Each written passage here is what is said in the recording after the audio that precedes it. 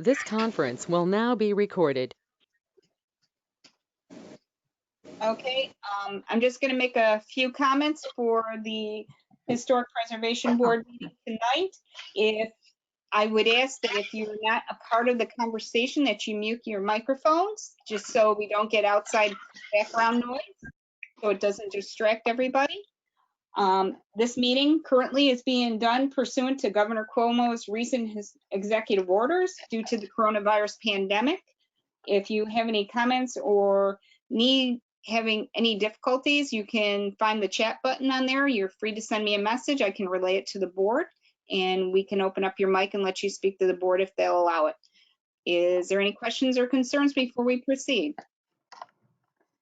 I have none. Oh, Ginny, you're on live. We see you. Yeah. Okay. And at this point, one little thing we're going to point out, Mr. McBride is currently saying his name is Robert Corby, mayor, so we figured we'd let him be the mayor for a little while. So just realize that it says Robert Corby, but it actually is William McBride. So Can you be both mayor and chairman of the HPB? Sure, what the heck? Well, Okay, all right. There is no legal impediment to that post, but there might be a logical one, Bill. Yeah, yeah, okay. Illogical. All right. I'm Bill McBride. I'm chairman of the HPB, Historic Preservation Board. It is July 8th, and I would like to open the July HPB meeting at slightly after 6 o'clock today. We have 7 presenters to go through today, so we're going to try and move this pretty quickly. What we ask is that every time you speak, that you give us your name. Dorothea needs to record that. So anytime you have any comments, whether you're an applicant or whether you're a board member, first give us your name, okay? We will start with the first application, which is Bill, this is Linda. Don't forget the conflict. Yes. I'm sorry. Are there any members who feel conflicted on any of the applications this evening and would like to recuse themselves from any specific application?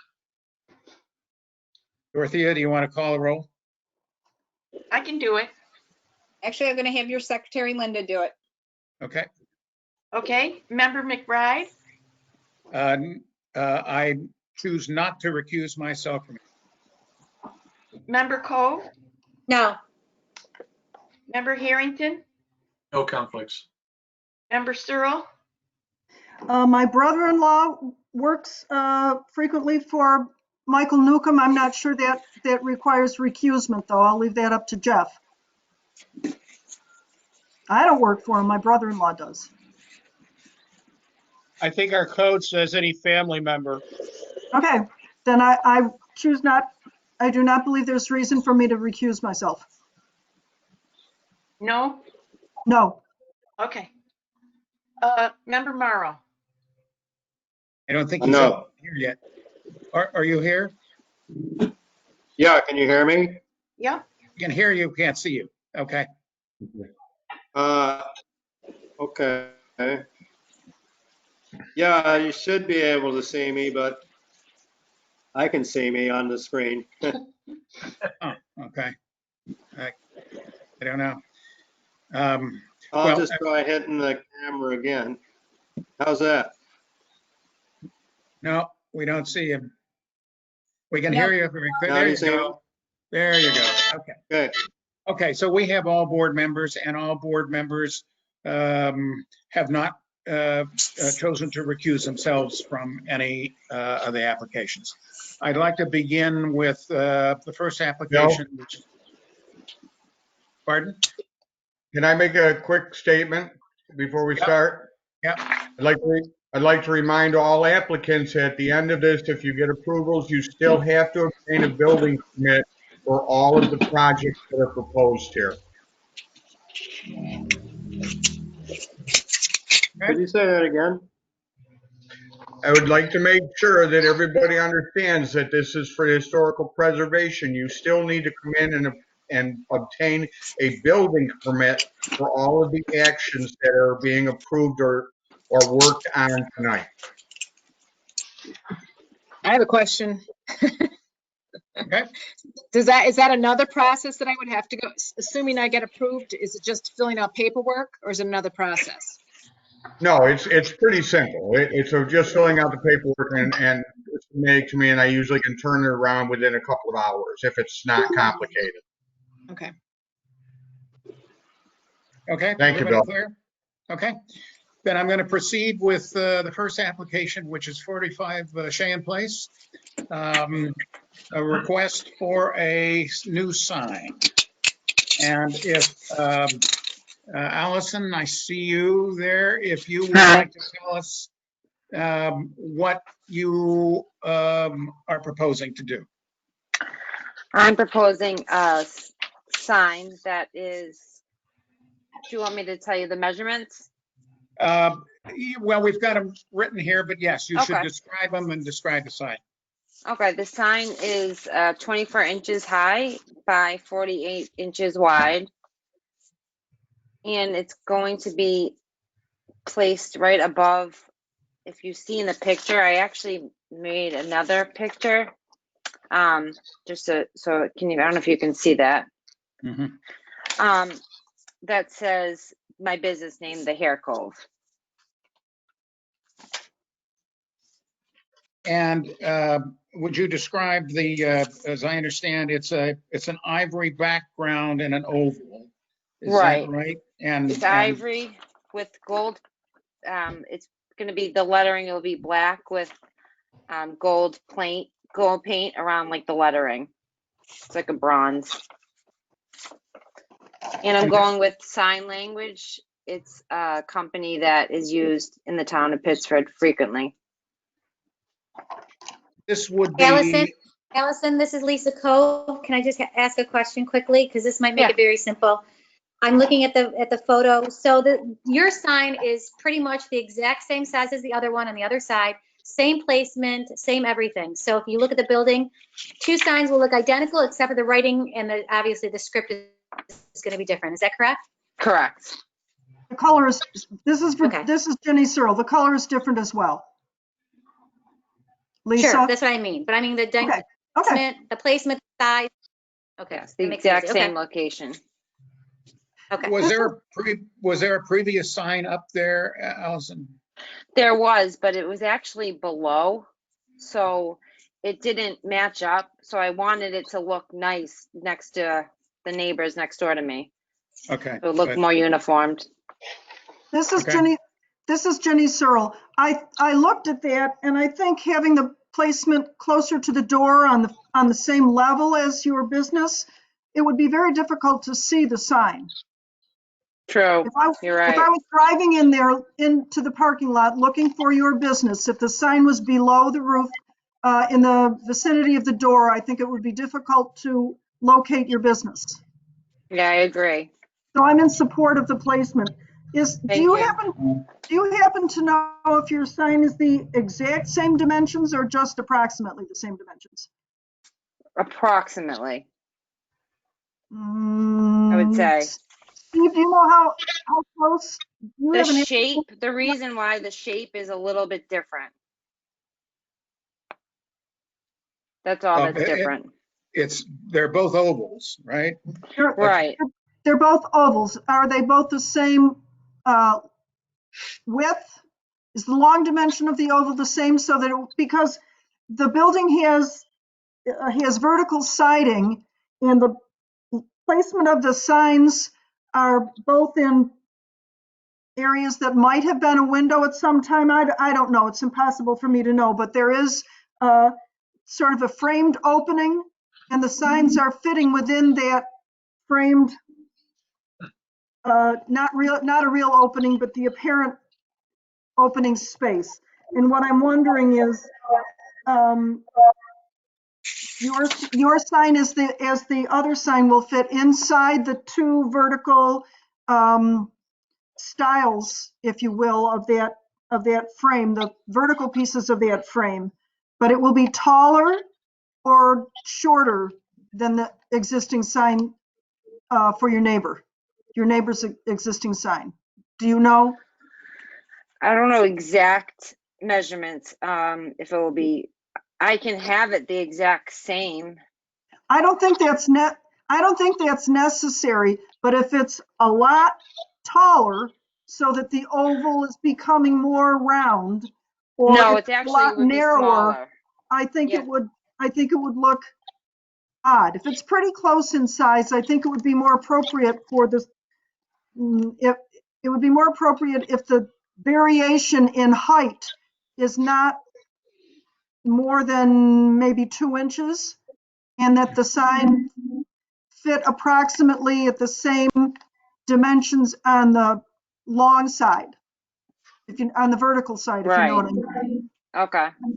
The other sign seemed to me to almost rest on the lower rail of the, or nearly rest on the lower rail of the framed opening. And I would like your sign to be located within a reasonable degree of tolerance of that sign that's next to it. Okay. Can we define a reasonable degree of tolerance? I would say within an inch or an inch and a half, because the opening is not particularly big, and it's placed right immediately above the bottom rail of the opening. I think if there was a big difference, it would be immediately noticeable. I think what seems most appropriate to me about your sign in relation to the existing sign on the building is that they're going to be pretty close. And I think that's a good thing. But if the sign was going to be, if the variation was going to be noticeable by the average individual, let's say, who knows what that is, it would be distracting. Right. From Okay. the rhythm of the existing rhythm of the building. Okay. Okay, let me make a motion then, and we'll see if we can define this so that it would be an understandable tolerance versus the other sign, okay? Okay. Anybody else have anything to add from the board? Bill, Steve? this is Lisa Cove. I mean, according to the drawing, it looks exactly where we've been talking about the whole time.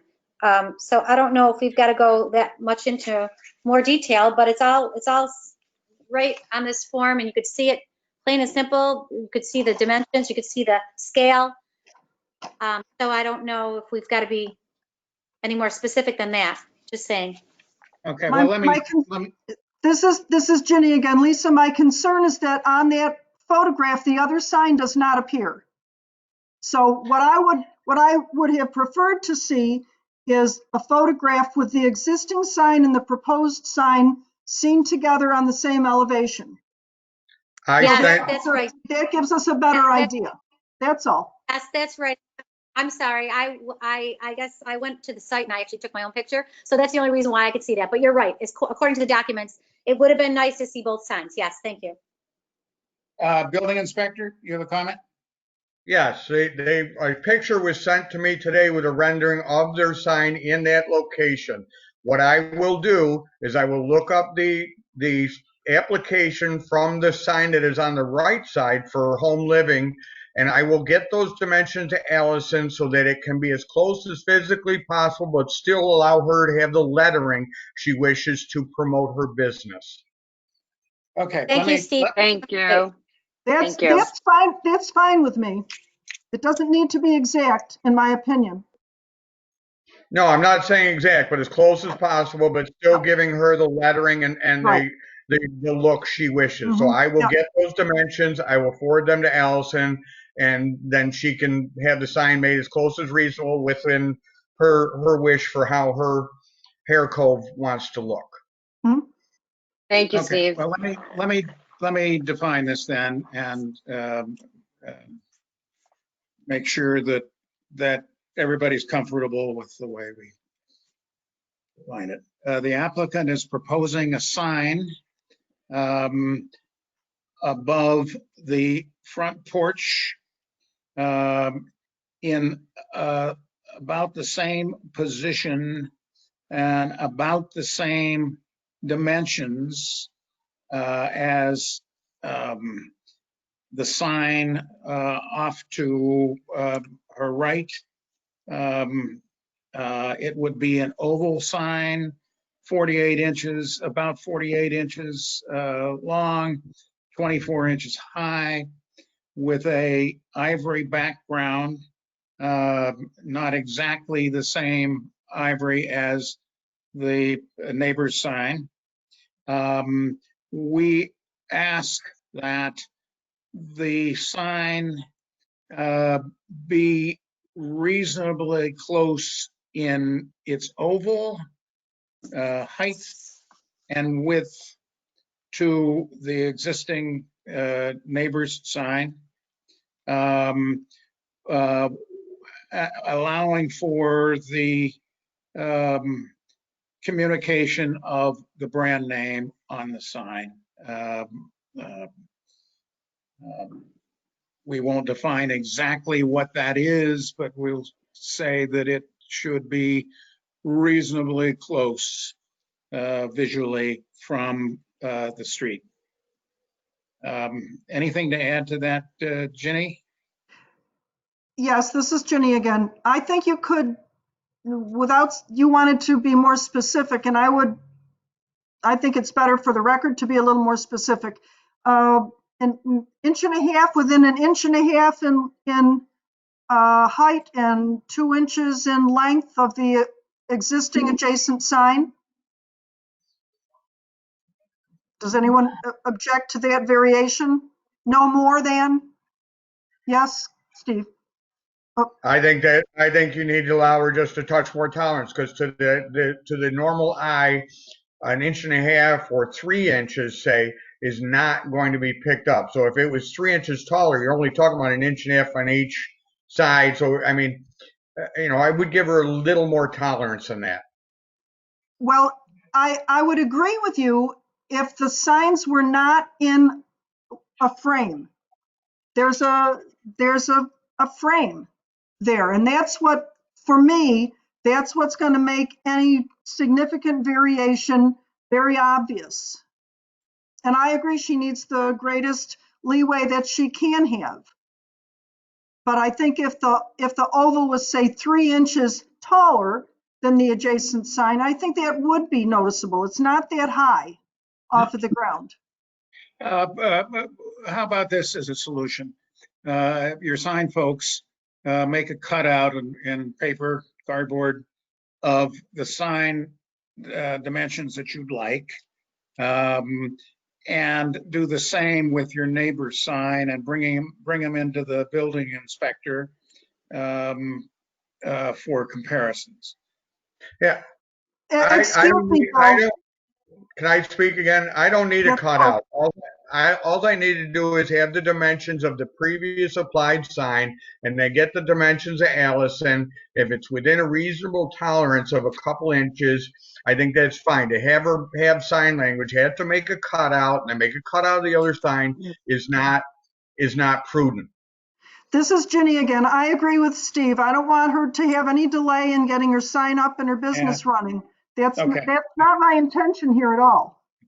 Okay. So what we seem to be saying is within reason. Can I talk for a second? Why don't we leave it with the discretion of the building inspector to get the sign as close as physically possible in location within the architectural elements of each of the signs? Excuse me, this is Ginny. I think that's a great solution, and I was going to, before you said it, Jeff, suggest that leave it to Steve's judgment. Okay, all right. With the direction that it be as close as practicable to the location of the other sign. Well, to the height and to the length of the other sign, right? And I thought, Ginny, I thought it was location as well. It's also the mounting, where it's mounted vertically within that frame. So Steve, are you clear? Yeah, well, just so everybody understands, I am horribly tight about looking at things as a picture. When I do jobs or anything for people, I look at it as if the whole thing is a picture. So when she brings me that sign, I'm going to make it or help her to have that sign so it looks as asymmetrical and reasonably close, and so that the whole building is a picture that everybody can appreciate. Perfect. That's the way I've always taken everything that I've done.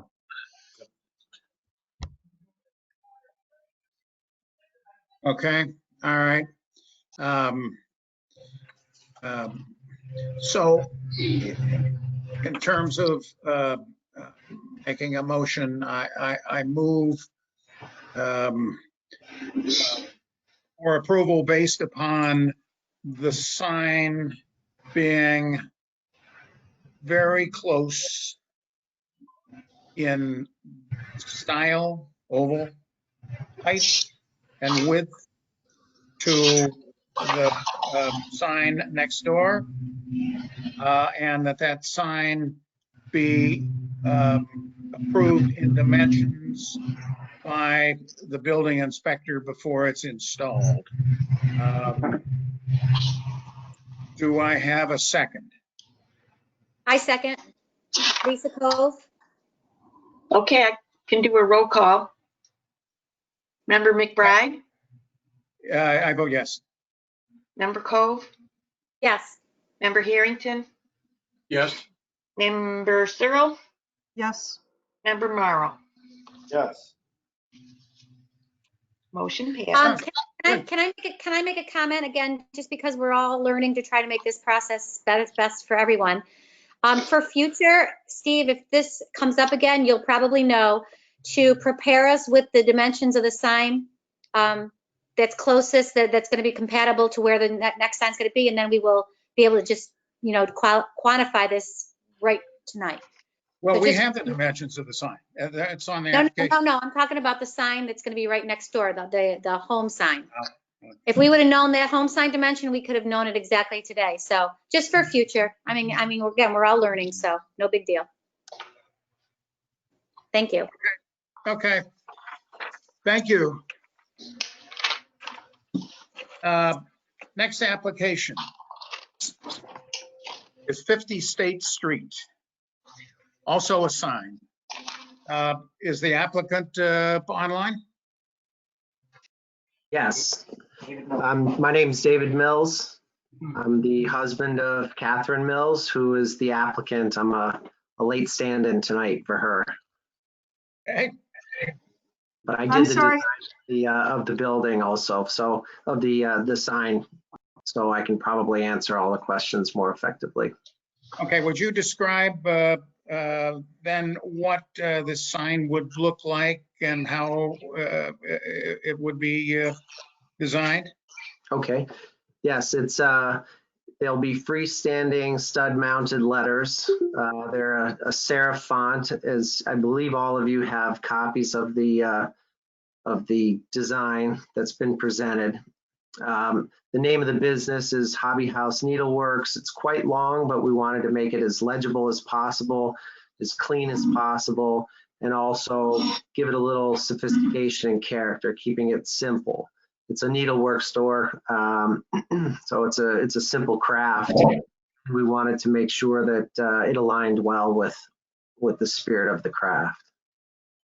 So they're in off-white lettering, so it contrasts well with the green color of the log cabin, and it's accented with the other details, the patio covering as well as the trim on the building itself.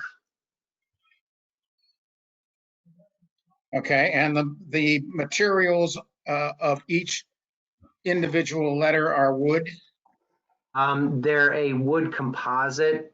I believe I have the name of that is Xterra, it looks like. This is Yeah. Jenny. It looks like Xterra.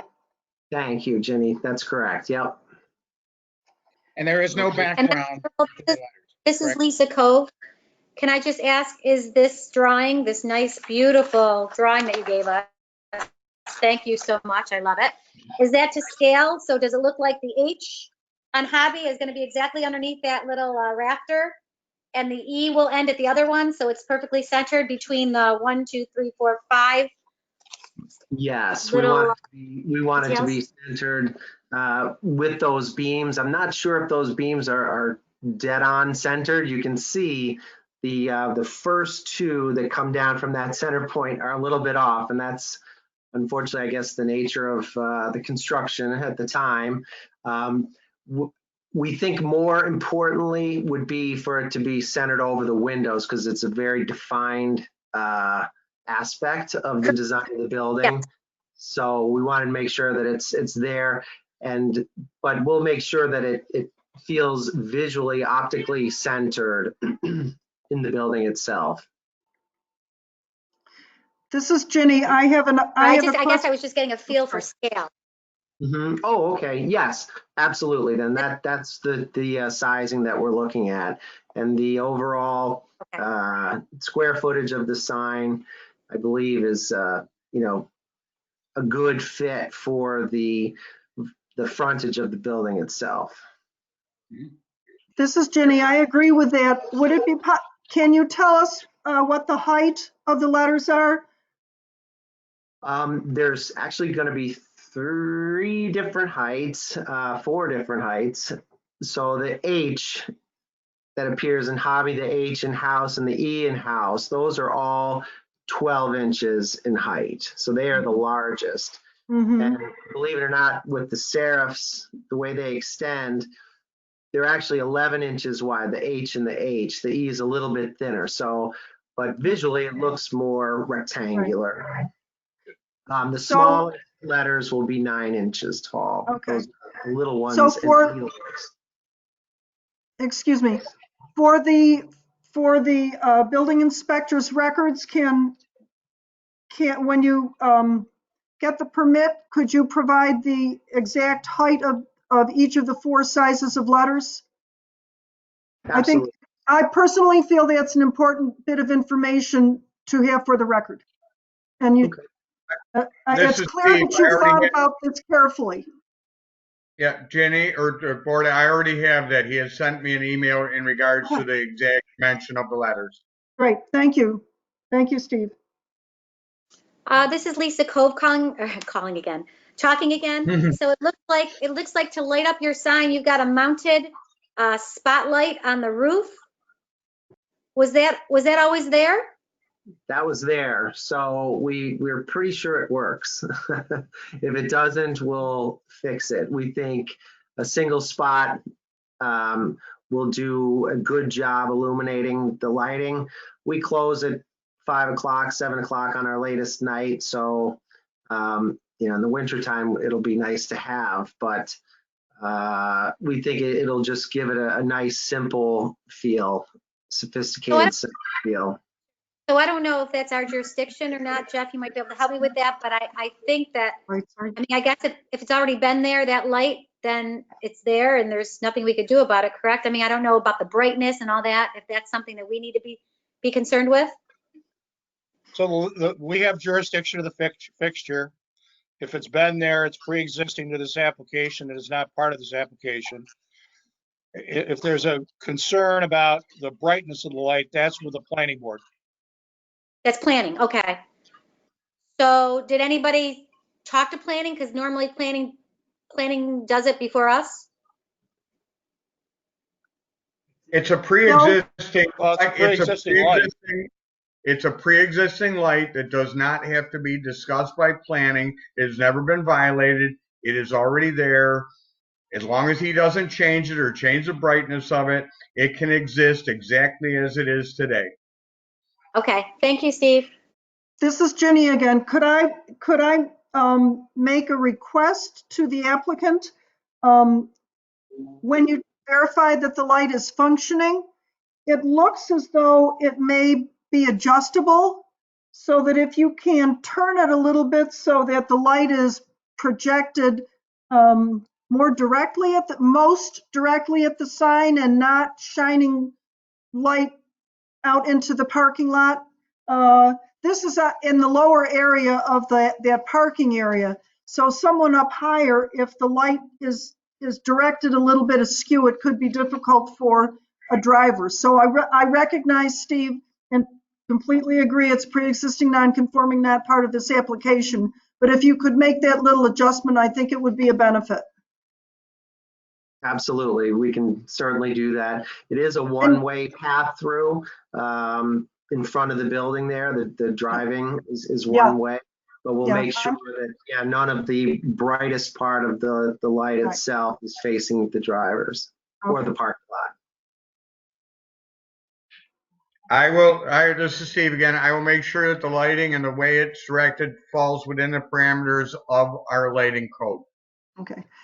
Well, this is Jenny again. If it's an old fixture, you don't know how much wiggle room, actual wiggle room you're going to have. So it may be that it is what it is. But if there's a possibility to adjust it at all, that would be good. Okay, I'd be happy to. Okay, this Bill McBride. I'm going to make a motion for approval based upon the findings of facts as follows. The applicant has proposed to put signage above the window, which is above the porch roof, toward the gable, top of the gable. The area covered would be approximately 25 inches high and approximately 114 wide. There are various sizes of letterings in this, which the applicant will submit details to the building inspector on the size of all the letterings. The letterings will be fastened individually to the face of the building, and they will be a white or an off-white in color to contrast the building color.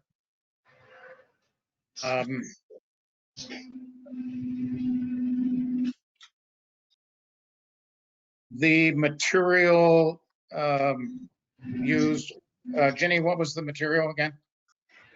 It's on the application. It's sorry.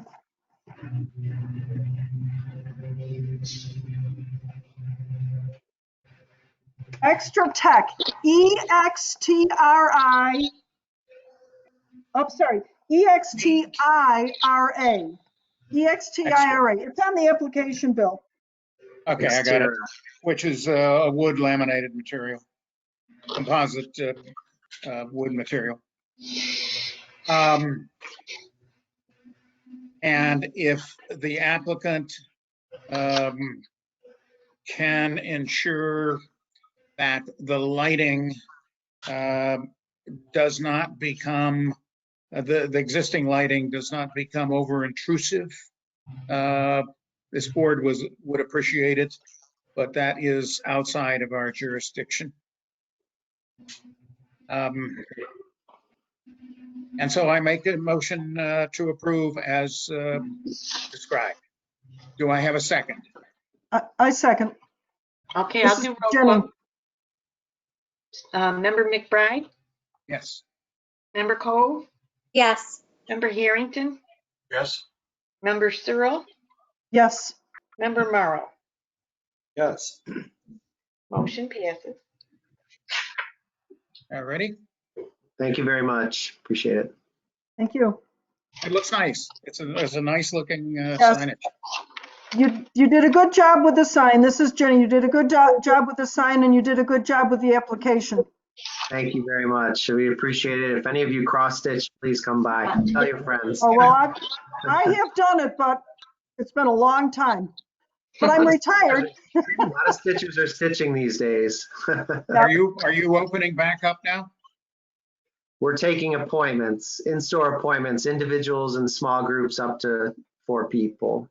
So we really don't want to go too quick. We've been doing online business for years, so we were set up to be able to sort of tread water during this period of time at least. But you know, we're looking forward to opening up. Very excited about it. Congratulations. Thank Nice to you. have you. Thanks so much. Enjoy the rest of your meeting, and I appreciate it. Steve, I'll Thank be in you. touch. Thank you. All right, Thank you. thank you. Next application is 36 Jefferson Road. Is that applicant present? That's me. Oh, good. Okay.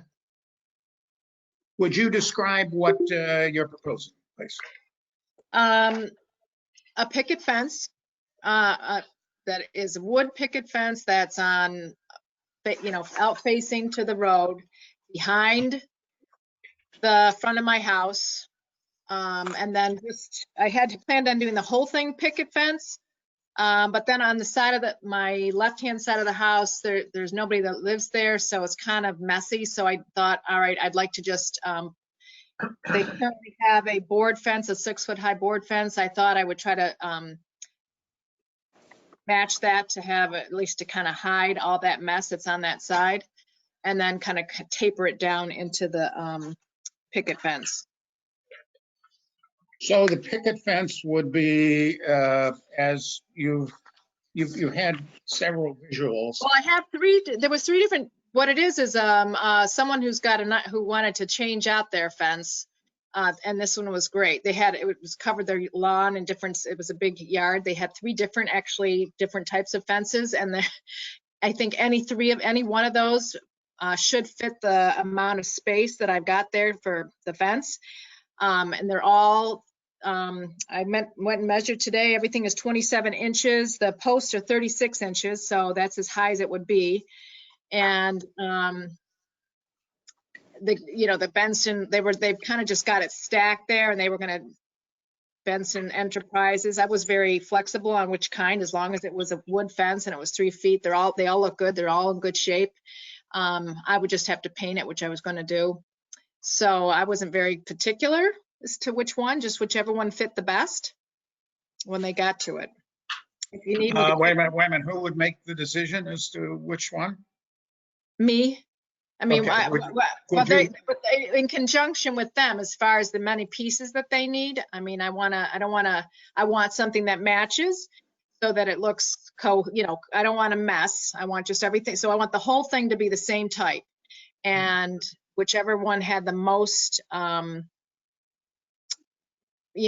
that I wasn't going to have to mess around with the fence. I want it all to look cohesive. So that's the why 3 alternatives you have here are significant, very different. Right. Could you pick one that you prefer? Okay. All right. So the one that I would prefer, I think it's, for me, on mine, it's like fence picked 3. It's just plain old, just plain old picket fence. It's not.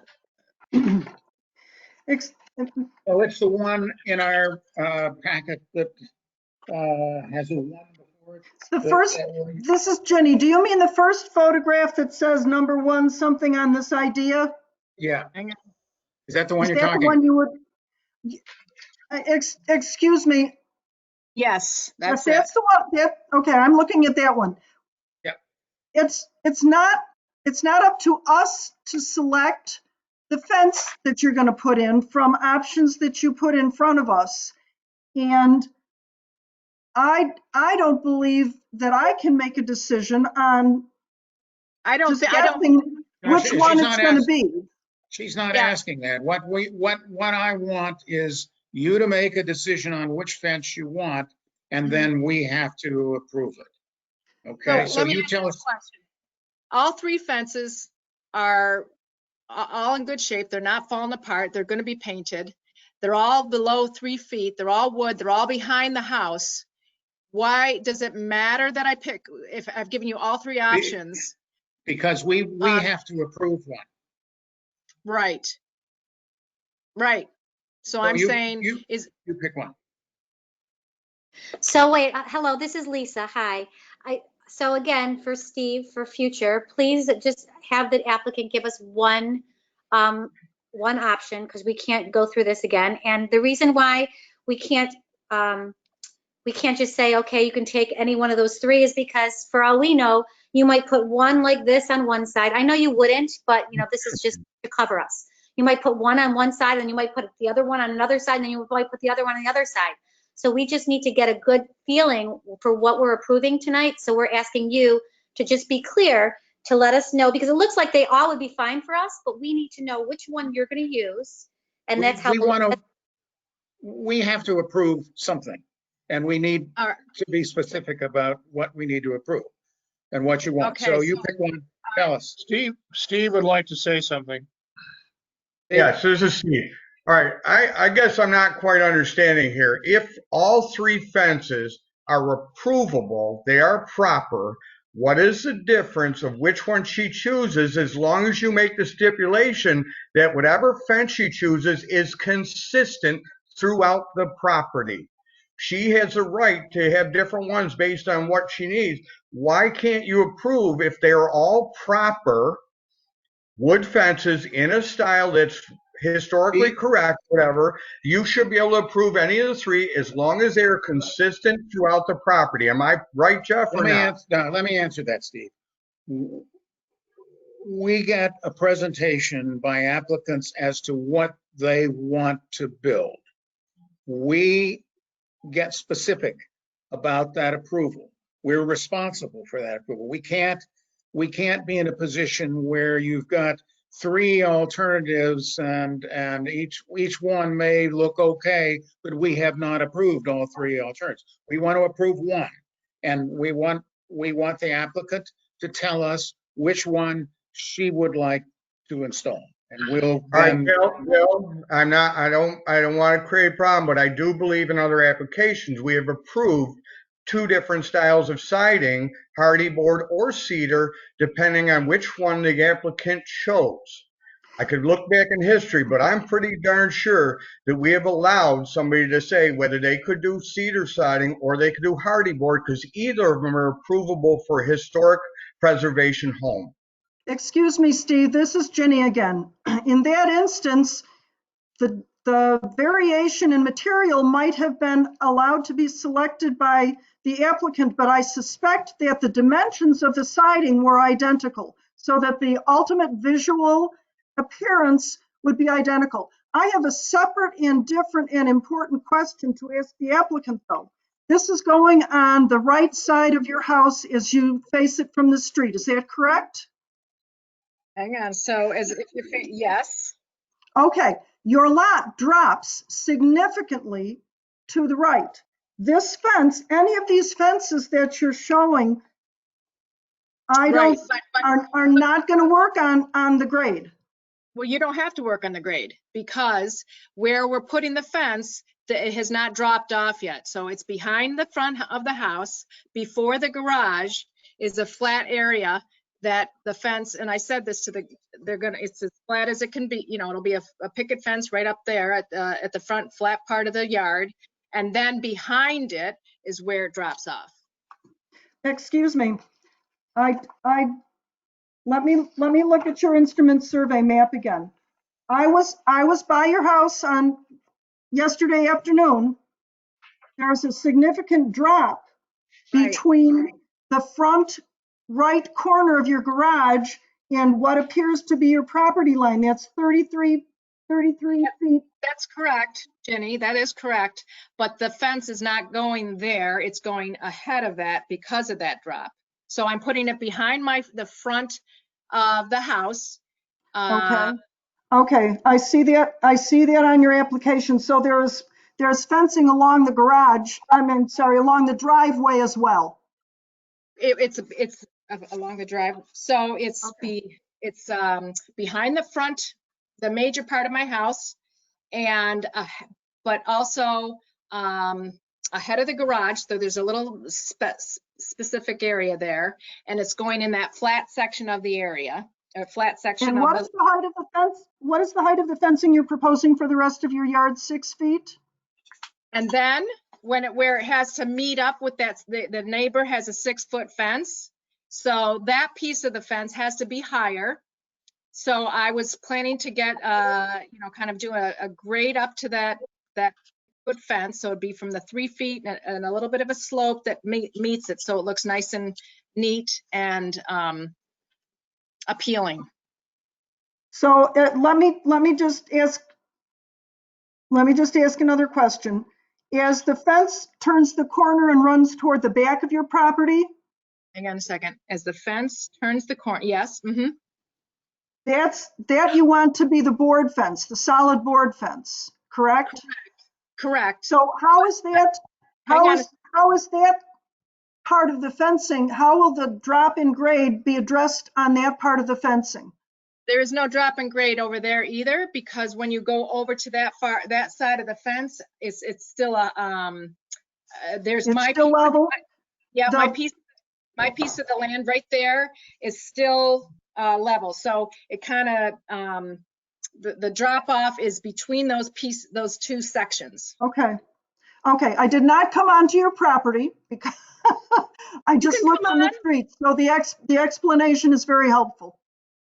Yeah, it's so I didn't really realize it was going to be, I didn't even realize I had to go through this. I thought as long as it was behind the front of the house and it was meeting the guidelines and it was wood, that it would be pretty much a non-issue, because most of, really you can't see most of it. So they are 3 different versions of that fence. And if you need me to pick one, I will pick one.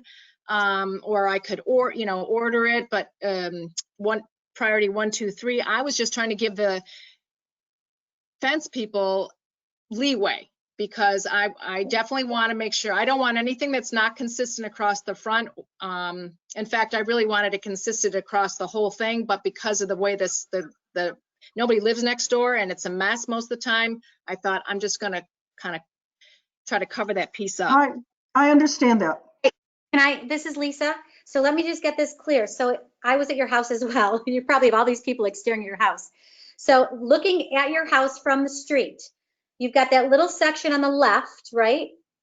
And then the section on the right, and that front facade, that's going to be the same, correct? That's correct. And then when you take it back, then you're going to do the high wood one. My plan is to do, yes, it'd be 6 feet. I have to say that the highest part of that fence would be 6 feet, but I would like to have it swoop up. So it goes from the 3 feet to the 6 feet. So it's a nice, it doesn't, just doesn't jump up like that.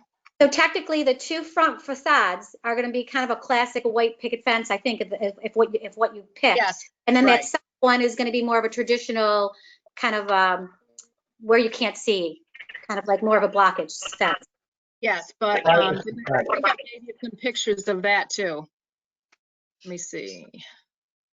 I have one in here, one like privacy fence. Yeah, we have one. This one right here, is this the one? That's one, but then there's another white one, I think, that goes with it, right? Isn't there another one? I didn't see another white one. That. Oh, this one, but you know what? It doesn't come out very well in our. Oh, it must be. It's not readable. It's a little prettier. It's prettier. It's be wood with a top that matches the fence, kind of like a little. Yeah, we can't see that really in our packet. It's hard to distinguish that one. But is it a picket or is it solid? It's the one that I have there. It's solid up to like 4 feet, and then it's got the same sort of pickety stuff at the top so that it would match. And then it's solid wood all. Okay, all right. And then I'm heading into the neighbor's solid boarded fence there. In fact, the gate's broken down, and that's falling down too. I'm guessing you guys both saw that when you came to the yard. Yeah. Anyway, that's what that's to do. I'm trying to cover that side over there. This is Jenny again. These are pre-made panels that the fence will be made out of. Yeah. And what is the width of the panel? The width 6 of feet, 6 feet high by 8 feet, 10 feet. 8 feet. Mm-hmm. It's important to me. an issue that's important to me is how the connection and the transition from the picket fence to the solid fence happens. And Yes. Well, you first were, off, so I'm thinking, yes, I'm thinking they're gonna swoop it up and have it over. That's okay, what I want to tell you that swooping it up, we should have an illustration of, because that could be done any number of ways. I don't have any idea how, if they've got 8 feet, then they should be able to transition slowly and gently and make a reasonable transition from 3 feet to 6 feet. I would not be willing to approve a 3-foot fence butting up into a 6-foot fence post, but I don't know what that transition is going to be. And Okay, sorry. Go on. I'm reluctant to approve something that I don't have any idea what it's going to look like. Okay, so is the guidelines that because it's behind the yard, you still have to approve it? Oh, yeah. Yes. Yes. Yeah, they're different standards for behind the yard than there are for out in front, particularly in height. But As long as you still need approval for both. What Jenny's saying is you're going to have a very visible transition between the 3-foot high picket fence and the board fence that goes down the side. And in order to approve that, we'd like to see roughly what that's going to look like. Then my question back would be like, if I did not do that swoop and I just said, okay, I'm going to just hook up to my neighbor's fence with the picket fence, which is a 3-foot to a 6-foot, that's approvable? Well, if you're hooking up to your neighbor's fence, you're hooking up your fence to a fence that's not on your property, it appears. Your fence is the chain link, and the board fence is your neighbor's. That chain link fence does not exist anymore. It's on this is what you guys have in the town, as far as your books, but that chain link fence doesn't exist. It's that board fence. Okay, but the point I'm making is that if you connect your fence to that board fence, right, you're running your fence and hooking it onto your neighbor's property.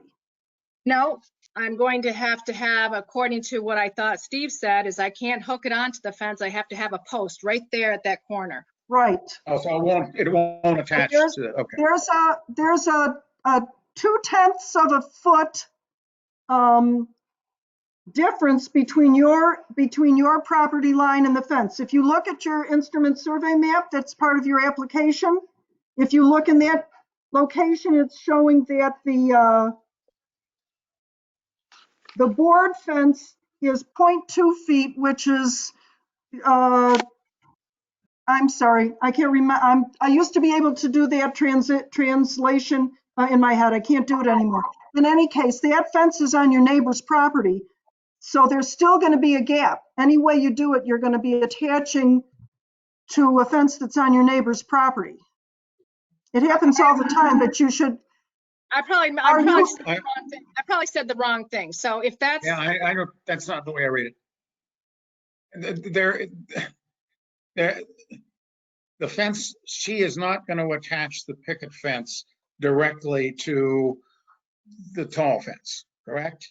Okay, as long as you're good with a gap between the fences. You're good with a gap between the fences? I am trying to minimize my cost, follow the guidelines the best I can, and I guess kind of figure out where I need to be. So if I'm talking very generically, obviously, because I don't understand enough. What Steve had told me on the when you look at this picture on the left-hand side, he said, "Oh, I can't hook my fence up to my neighbor's fence. You just can't do that." So I'm not going to do that. I just said, "Okay, fine. We'll put the posts in on that side." And the same, I guess I should have said when I say hook it up, I probably shouldn't have said that. I probably should have said there'll be a post there as appropriate for, and I guess it's why you guys are there, making sure that we're following the guidelines. So I will make sure that there's a post. To me, it will be as close as possible to on my property, you know, so to theirs, so that, you know, there is whatever, if it's this much, you know, whatever, if it's this much, it will, there'll be a little bit of a overlap, but, or, you know, gap. Okay. Just don't put your post on your neighbor's property, that's all. Right. Steve, Yeah, what- this is Steve again. Marsha, this is Lisa again. This is Steve. I'm sorry. sorry. Go ahead, Lisa. Go Okay. ahead. So again, I'm just getting, because before, so now you're thinking about that one side, just putting a post and using the neighbor's fence to be your edge, or do you still want to put another fence, like butting up to your neighbor's fence? Like, what do you want to do? My preference would be to have the picket fence in the front as is. And then because, and the way that the side where it is not taken care of, my preference would be to have you know, it's like 16 feet, and it would swoop up on the first one and then go, you know, sort of make that nice transition so it almost looks like it's, you know, supposed to be like that. Hold on one second. Which side? The left side facing the house? When you're facing my house on the left-hand side, there is my neighbor, that neighbor house has a fence that goes okay in the back. So I don't even know, maybe you probably saw the gate. There's a gate there on his yard. So yes, my goal would be to kind of block off that area by just having two pieces. I think it's 16 feet. One would be an 8-foot piece and one would be, you know, a 3 to a 8-foot transition. So it's nice. So it looks as nice as we can make it look. Got it. And as consistent a look as I can possibly make it. And then the other side, you're going to end with the post, and you're going to kind of just leave the neighbor's fence. You're going to see the neighbor's fence from your yard on the right side. On the other side, you can barely see that the neighbor has a fence over there. I was just going to, sort of just mostly for the dog, so the dog wouldn't get out. And if that's a problem, I can even move that in the back where no one will see it. I'm just trying to make it consistent across my front yard. Okay. That makes sense. Okay, Steve, you had something to add?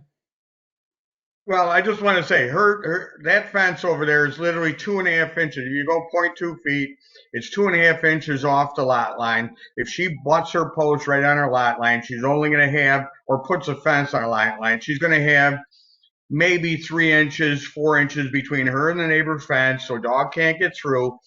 I think if you make the stipulation that she goes from 3 foot to 6 foot over 8 feet on the first panel, that should satisfy you aesthetically, and that way she can use one complete panel to make the transition from 3 foot to 6 foot, and then one whole 8-foot panel, which keeps her from looking at the yard, which I've had to issue numerous violations for. Okay, so what we're talking about a gradual over 8 feet, a gradual incline in the wood pen. No, not what they're talking about. They're talking about a 4 foot and then a 6 foot and then an 8 foot. So it's not gradual, it's a step. Step. No, that's not what she's suggesting, Lisa. No. All right, I'm so I'm sorry. confused. Yeah, It's not a stair step. It's not a stair step. It's a gradual angle from whatever the height the front fence ends up at, three up feet. to the 6-foot tall fence that she proposes to for a privacy fence on the side yard. It is not a stair step.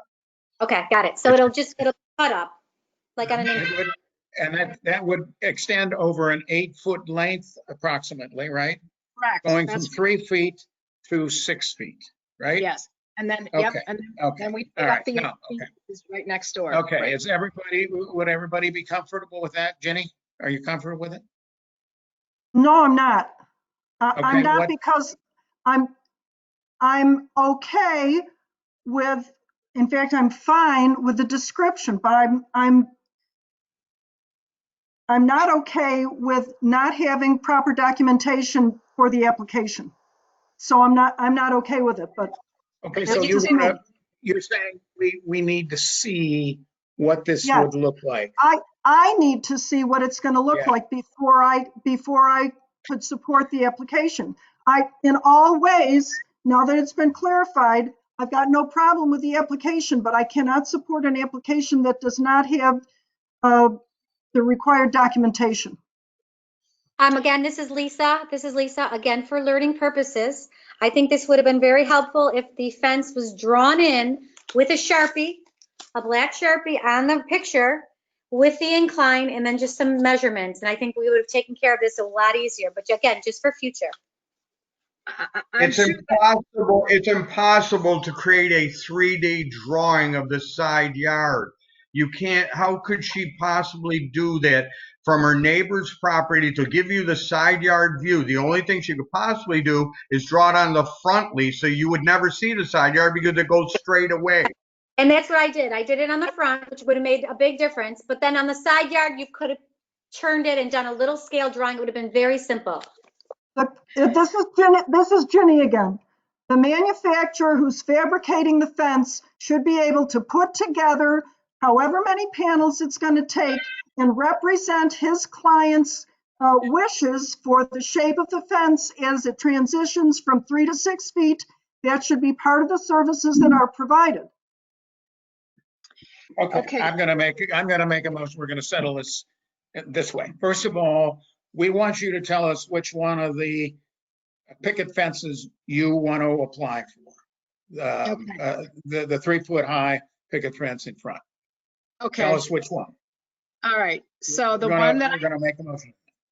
all right. So I'm looking at a picture right now. I'm trying to figure out how I can show you that picture. Hold it up in front of you and we'll be able to see it. Well, this is the one you gave us. We have this. Okay, We so all you have it in front of us.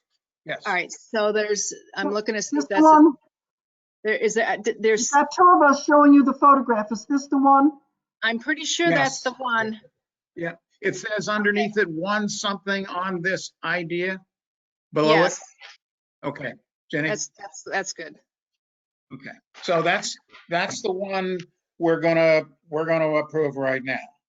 Then I think in order to do this transition, we're gonna need to see some detail, okay, some diagrams. So we're not gonna approve that transition now.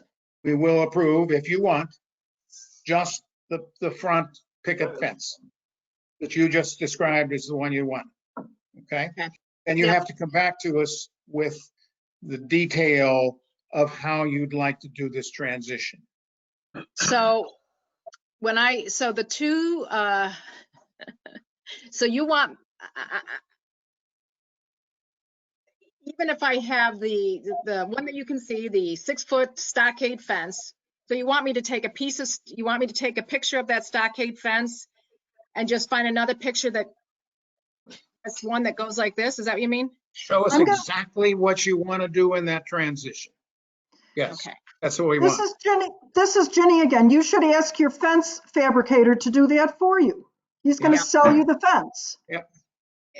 It wasn't, yeah, okay, we can do it like that. So let me ask one last question. If I put my fence, if I don't even deal with any of this, and I just put my fence on the back end of my house, this picket fence, do I have to, that just, on the flat end of the back of my yard? Picket fence is not an issue in the front of the house. That's not an issue. We're ready to approve that. Once you pick what you want. But then I gotta wait to come to the next one to make this. I want to get this fence in. I've been waiting for 3 years, and I finally got someone to be able to do it. And I finally got a fence to be able to do it. And I don't really. I'm afraid that it's another whole meeting I'd have to go through. Is that so? I'm just wondering, can I get it approved for the back? Do you need to see it if I put this picket fence in the back? Do you need to approve that? And hook it from. If the one Same you put thing? the picket fence in the back that you just described as the one you want in the front, no, that's Yes. not an issue. That's not an issue. That's fine. You can do that. All right, so I can continue on with not getting approval just by putting the picket fence in the back. And not- We're gonna vote on what's that? Is it visible from a public way? No, nothing, no. It's no. barely visible at all anyway. I mean, the front is, the side isn't. But Yeah, You don't speak, have please. to do that. You don't have to do that. I mean, if you want to do that, fine. But otherwise, you got to come back to us with good drawings on how you make that transition from the 3 foot to the 6 foot. Okay. right. Mhm. Can I speak? Go ahead.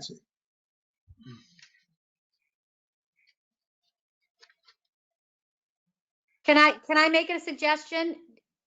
In order for her to get this fence done, is there a way that she could just send us the drawings and we could vote? This is what she would have to do in order to make a transition from 3 to 6 foot. This is what would have to happen over the course of an 8-foot panel. Yes. What? Take away the top half of the portion of the fence. You would cut each spindle separately so the tops are still consistent.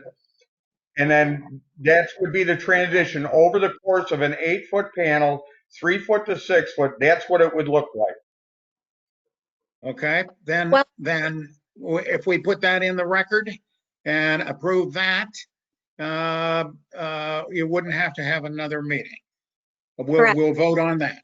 Okay. Now, you still haven't told us which one of the solid wood fences you want. We got to know that. Well, that's number one. She already, it's the only one we can see. Yeah. The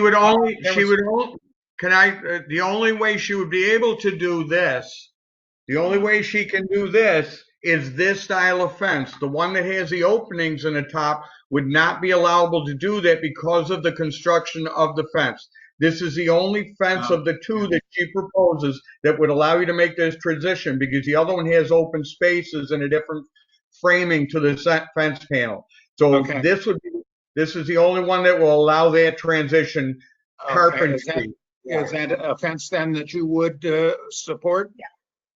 Me, yes. Okay. And for Ginny, I could redo all my documentation so it's better. I could, if what Steve has held up looks like something that you can live with, I'm fine with that as a description of what you want. It's not a swoop, it is stepped, which Lisa had asked about before. I thought that was the same. I don't know fence talk. Well, Yeah. All right. So, Well, to me, a swoop would be a curve. Yeah. And I Okay. don't think you could do a curve on that type of fence. But the Okay. stepped, as Steve has suggested, That if works you're all too. right with that and the fence fabricator can make that work.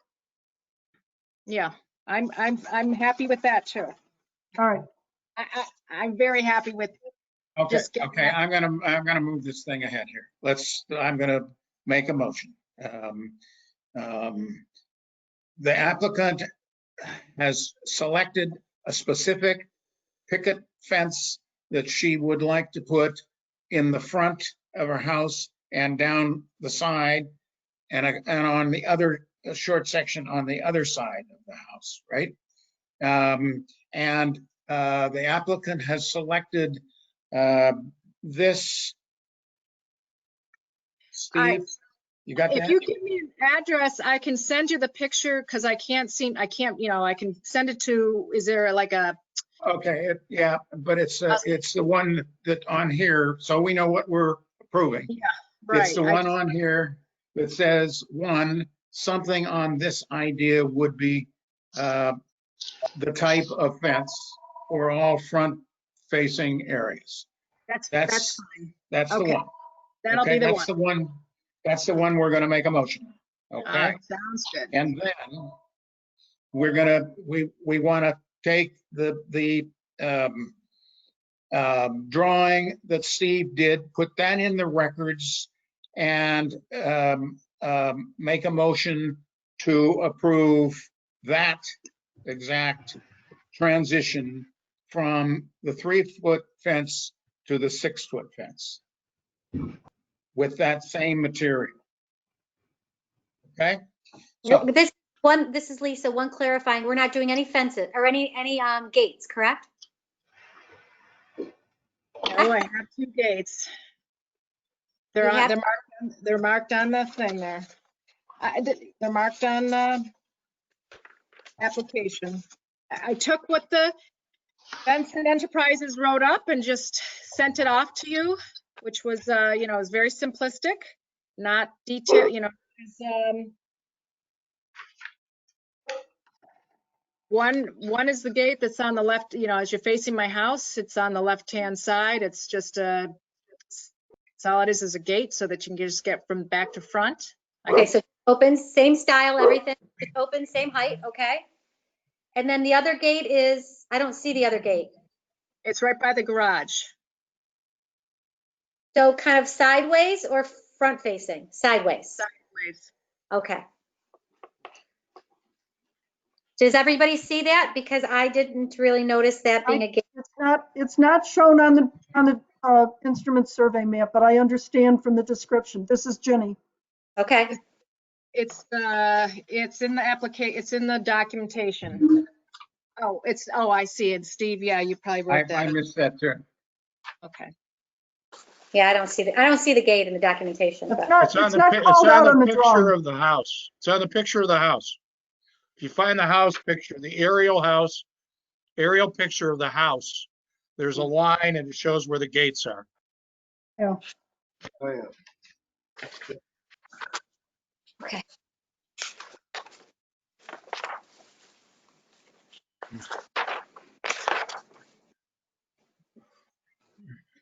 Somehow I don't think everyone got that, but I mean, she's telling you where they are, and I think that should I be don't know. fine. I mean, I don't have a vote, but I see it. It's right here. Did I see that? Yes, I saw it. Thank you.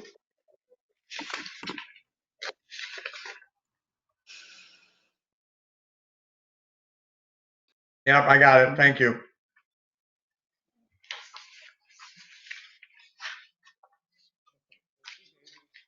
One on each side.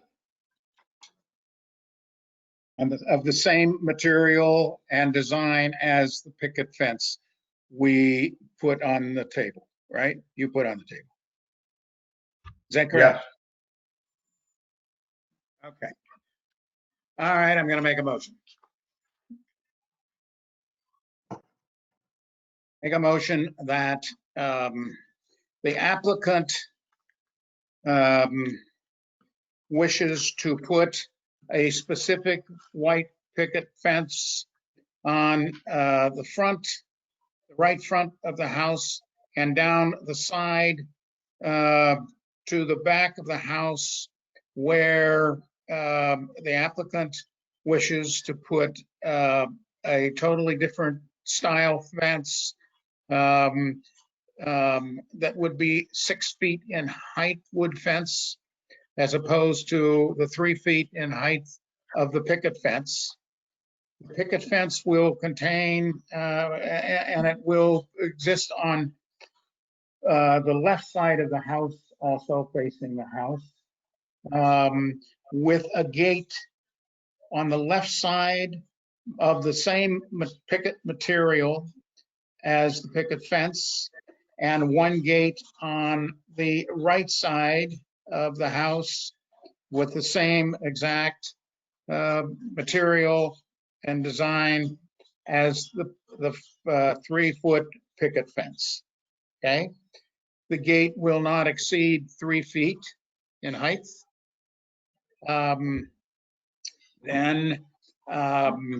down the side of the house, the applicant wishes to put a solid wood 6-foot high fence that would have a transition that would be approximately 8 feet in length, transiting from the 3-foot picket fence to the 6-foot high wood fence.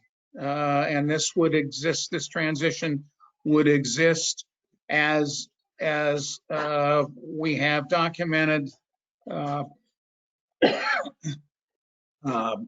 the by the building inspector. So the transition would take about 8 feet to occur. Anything else that I missed? Yes, this is Jenny. May I add something to your description of the change in elevation? Yeah. Of the board fence? Yep. The 3-foot vertical difference from one end of an 8-foot panel, from one end of one 8-foot panel will be made at each board, and the difference between each board will be the same. Therefore, the change in height will be equal per board. Is that clear? Yes. Yes. And the Good. boards are, I'm sorry, the boards are dog-eared, is that right? The board fence is dog-eared? That fence, Yeah, the transition will be uniform from one end to the other. Equal steps. You're showing us a board fence that has dog ears, so each board should be dog-eared as it steps up. Do you know what I mean by dog-eared? If you're talking to me, I don't understand. I think what I'm understanding you to say. On this drawing, let's see, there you go. On this drawing, if you look at the top of the boards, each board has a 45-degree cut on each side. So as that equally stepped transition happens from 3 to 6 feet, each board needs to have a dog ear. Yes. Okay. Gotcha.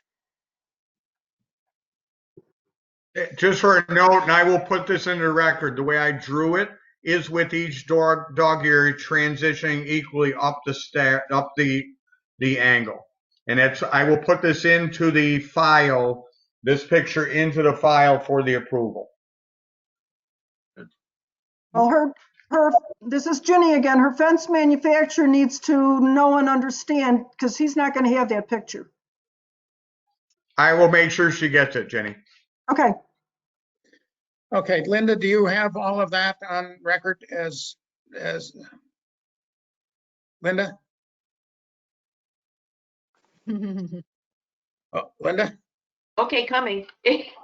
Yeah, I mean, I didn't get every bit of it, but there's a transcript that I can use to fill in. Okay, all right, okay.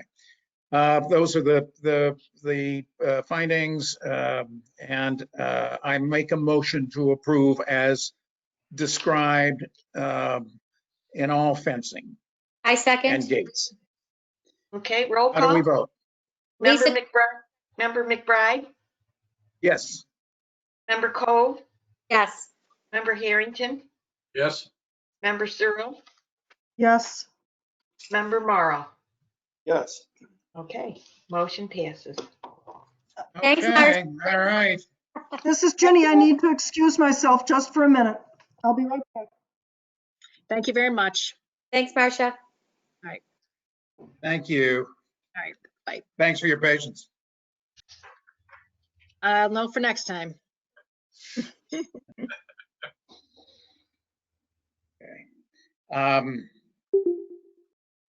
Next application is 6 Austin Park. Is the applicant here? I'm here. This is Bruce Parks. Oh, good. Okay. Bruce, do you want to tell us, maybe we'll just give Ginny a second to see if she gets back in time. We're going to have you tell us what you'd like to do. You have a front deck restoration that you'd like to do. Would you describe the current deck versus what you'd like to do to restore it? Bruce, can I just make a statement? I know that this has been approved by us already in the past, and then you've just decided just to do this. Right. Are you making any changes to what we approved last time? No, it's exactly the same. Oh, it is? Exactly. Okay. Everything exactly the same. Okay, that's going to help us. I think I'd still like to hear what you want to do, but Yeah, that's no problem. We need to go through process. Jenny, Bruce had this approval, what, a year and a half ago? 2 No, years ago? it was by the end of 2017. 2 years ago. 3 years He's ago. run out of time on his application, I believe. Right. Not making any changes at all, but I asked him to describe what he wants to do for the record. Right. Okay. So if you're ready, this is when you're on the street looking at the house, you're looking at the south facade of the house. This is on the left side. The porch that was there is all rotted away. I want to rebuild it, but I wanted to change a couple things. I wanted to extend the left end of the porch so that the shed roof over the porch lined up with the gable end of the single story roof that it was attached to. The original one had a little dog leg in it. So I wanted to extend it to simplify it. And then also the porch deck itself would also extend over to be consistent with that extension on the roof. And then the other change really was the post, the shape of the post supporting the roof to go to square cross-section posts. There's two of them to match posts on the opposite side of the house that you can see from the street. This is Jenny. Are the posts on both porches the same cross-section? Same cross-sectional? They're both the size? same cross-section shape, but not the size. The one on the, so this is on the west side of the house. This porch is on the west side of the house. On the east side of the house, by the driveway, the cross-section is larger. What is the cross-section on these? On this porch? On the new one you're proposing? Yeah, so let's see, it'd be 4x4 inside and then sheathed with, or clad with wood on the outside. So it'd be 6 inches square. So the structural post is smaller, but the overall cross-section of the porch is the same. Is that what I'm hearing? If you're cladding a 4x4. Right. Is that right? That's, and the cross-section on the east porch is 6x6? Those are 6x6s that are clad. So what is the overall dimension of the posts on the east porch? On the 6x6 or something larger than that? On the east side, they're 6x6 clad, so that would be 5.5 plus 1.5, so 7 inches square. And these will be 6? Well, these will be 4x4 is 3.5 plus the cladding is okay, 5.5. Yeah, 5.5. Where's the entry to your house? I was there. Do you come in on the east porch? Yeah. Is that your entry porch? Yeah.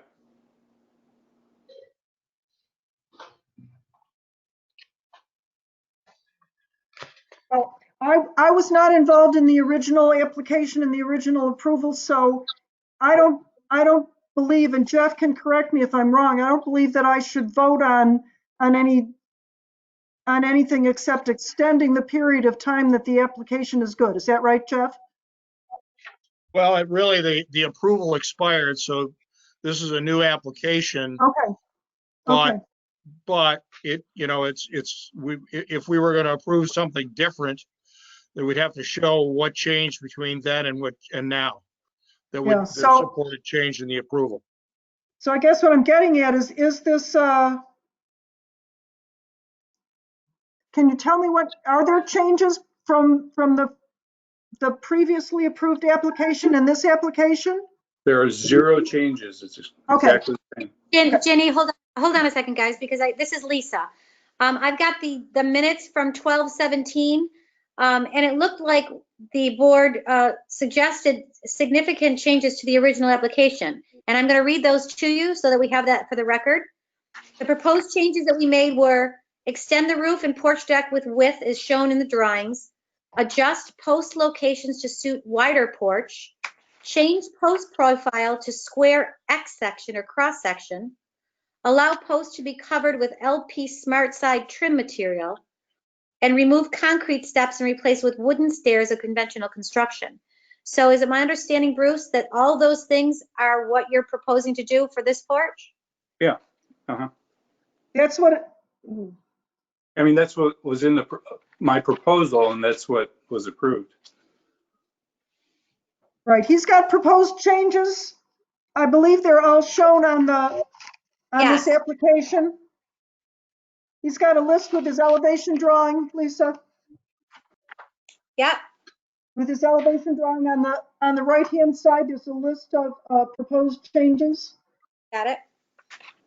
So I think I didn't have this open when you read the changes that the board had required or requested. Yeah, this is Steve. It looks to be that all the requirements, the stipulations in the previous approvals were added to this drawing at the approval stage. He shows the wood steps, he shows the posts being covered in the specified trim material. Perfect. Yes, you're right. Thank you. So what we have is a reapproval of something that was already approved, and absolutely no changes to what was approved previously. Is that correct? Yes. Everybody agree? Okay, all right. Then based upon that finding of facts, I make a motion to approve. Do I have a second? I'll second. Second. Who seconded? Ginny? Yes, sorry, Jenny, I seconded. It's okay, and I'll do a roll call. Member McBride? Yes. Member Cove? Yes. Member Harrington? Yes. Searle? Yes. Morrow? Ken? Yes. Okay, so we're all set. All done. Okay, thank you. Okay, thank you. Thanks, Bruce. Thank Hey, you. can I just ask a question? Are we not doing 6 Elm Street?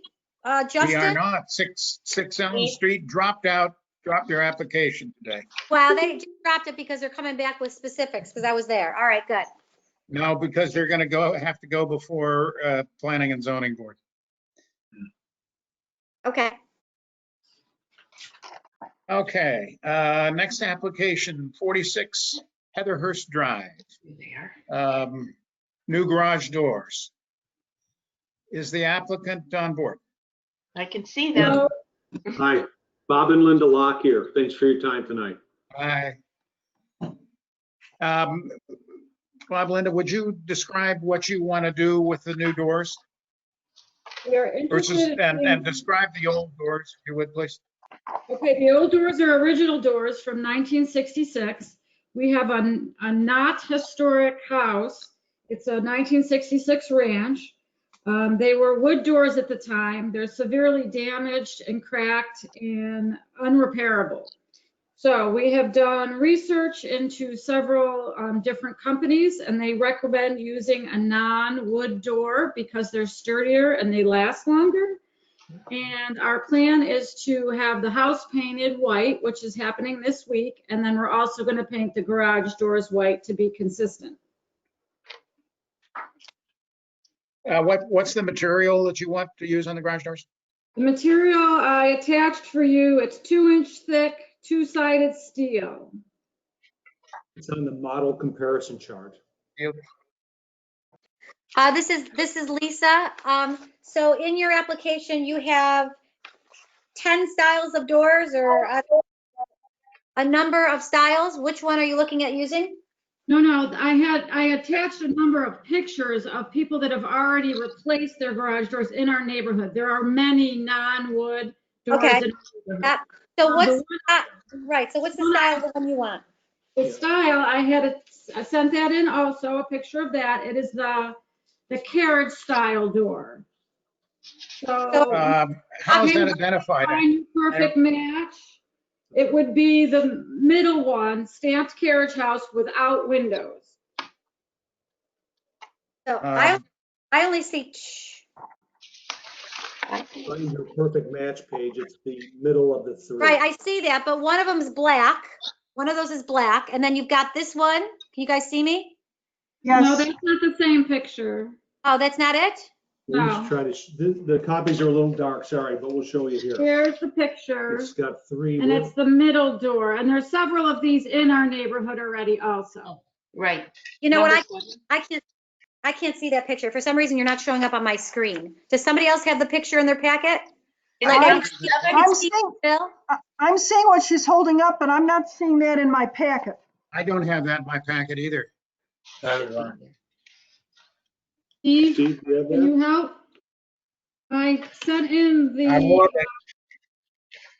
I sent I don't in have that this thing. page which has the materials, and I also sent in this page which has the pictures, and then I sent in the pictures of our house and all the neighbors' houses.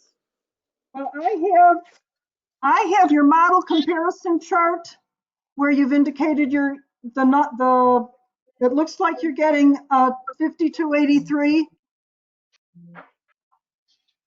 Go back to the next page. but I don't have that. I don't have that sheet in my packet. It was attached to that Yeah, sheet, the next page. I don't have that picture either. That's strange because right behind the specification page is this page in the packet. The one that I have. Yeah, me too. Okay, well, I can certainly get that to you. It's a stamped carriage house door. So basically, it's a very simple door with no windows and just a little bit of black hardware. And as I said, they are in our neighborhood already. Like, And Mrs. Locke, can you put up your close? Pardon me? Let me make this, get to the chase here. I don't think the material is an issue. I know we have approved steel doors in your neighborhood on same kind of houses. But I think the design of the door is something we don't understand. And we have to understand the design versus the current design. Can I interrupt? Can the applicant email the village clerk the picture? I can upload the picture and put it live and share my screen so the board would be able to see it clearly. That would, yeah. Another thing is on this is the current house. So you can see the old doors, correct? You have these pictures? Yes. No, you can't. Well, I can see the old doors if there's only one shown. And then if you go to the very last page is a picture of a garage door already in our house. That's the door. It's very simple squares with just a little bit of black hardware. You know, I also don't have that enlarged photo in my packet, I don't believe. Can I ask a question? Are you going to be changing the arches of the framing of the door? I am not. So it will stay arched, okay. Yep. Now, what would you like us to send to you right now? I have the photo I could attach and try to email. I have to admit it's not the greatest quality, but if you give me an email address, we'll give it a shot. Okay, if you could email it to the village clerk at villageofpittsford.com, I'd be happy to share that so everybody can see it. Village clerk at villageofpittsford.com. I'll spell that. Mrs. Locke? Yes. Is it the same door as number 9?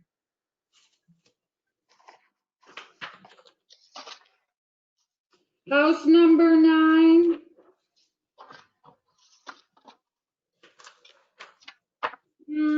I would say no. That's a raised panel door.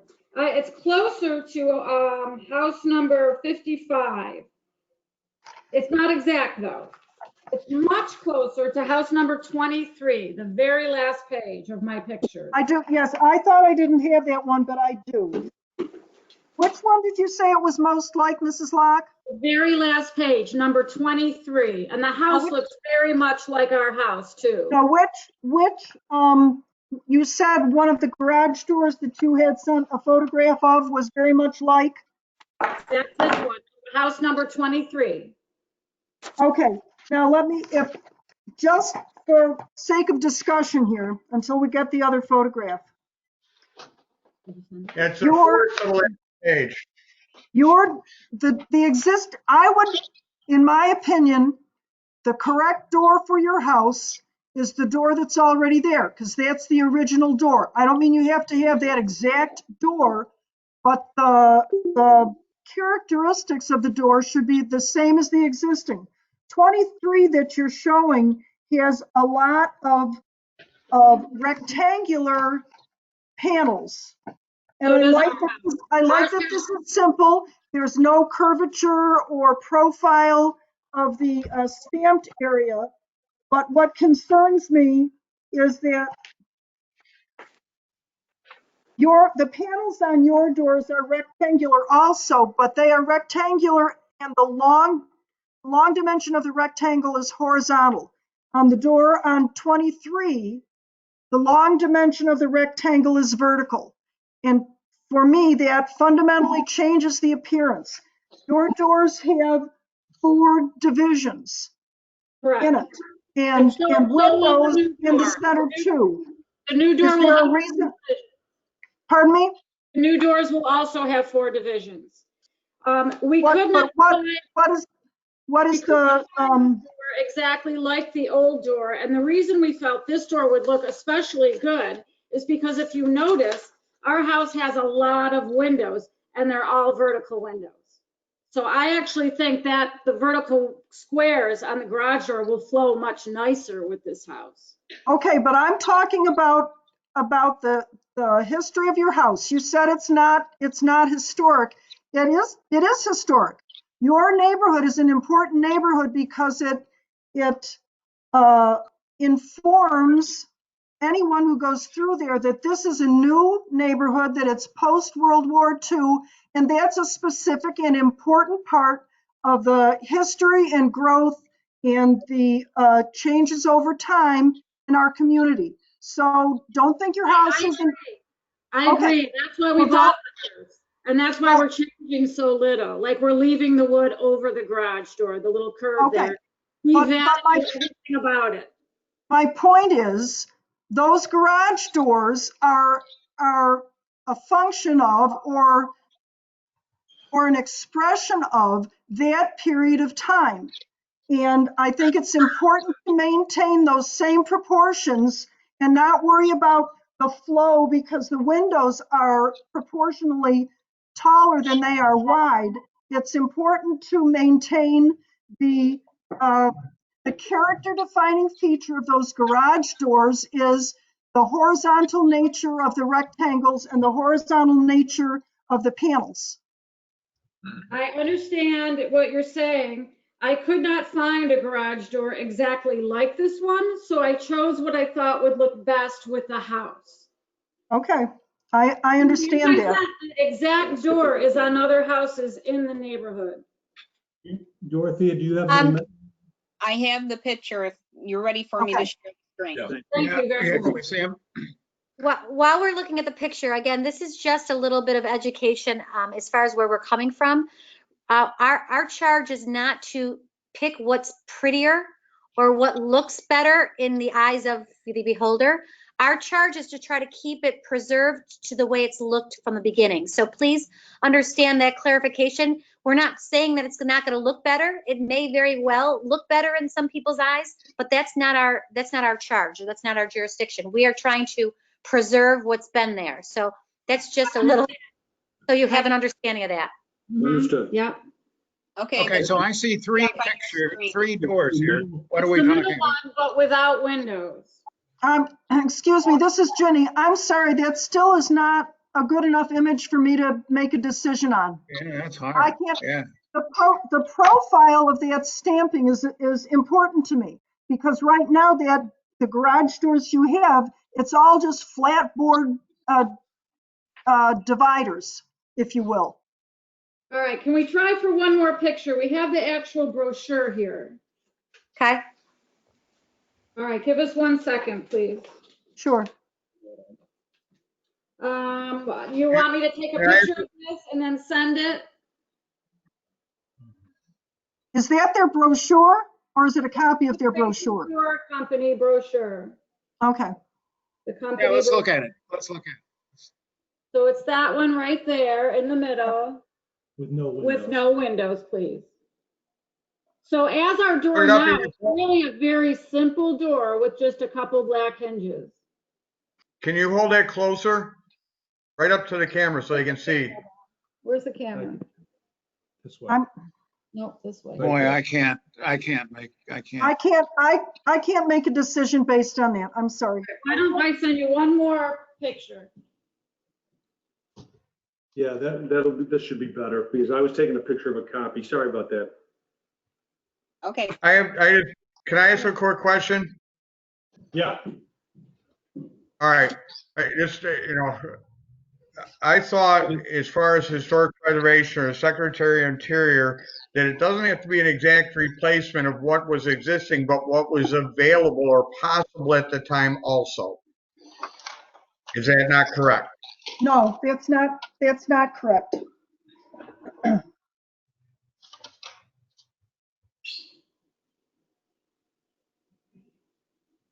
Okay, we're just taking a photo. We're going to send it to the same address.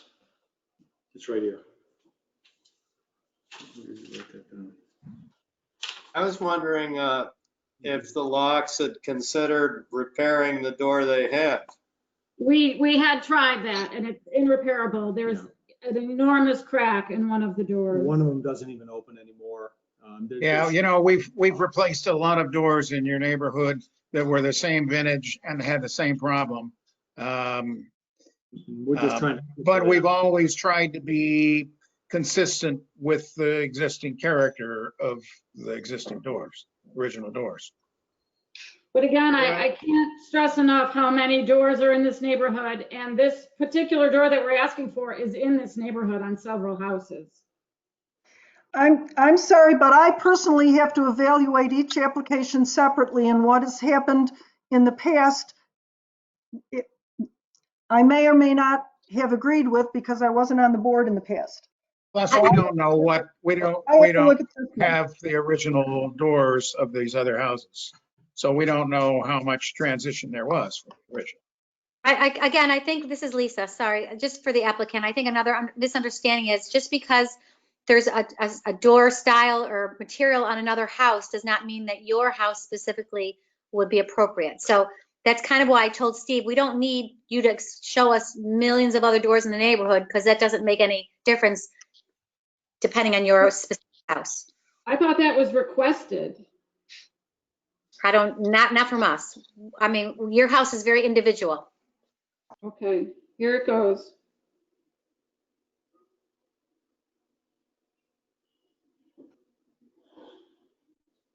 Thanks for your patience here. It's on the way. Yeah, we appreciate it. We are doing our best to keep the house in its original form. We really love it. We put in new windows last fall and had them approved by you guys, and they came out beautiful. So, well, thank you. We appreciate you working with us. We really do. Absolutely.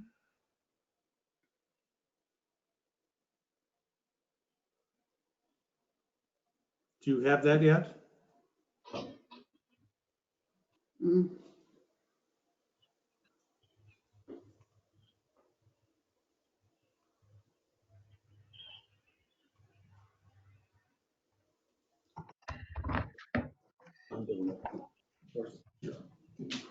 okay, sorry. I'm ready to share. Hold on.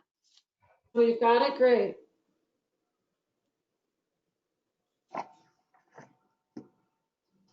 There it is.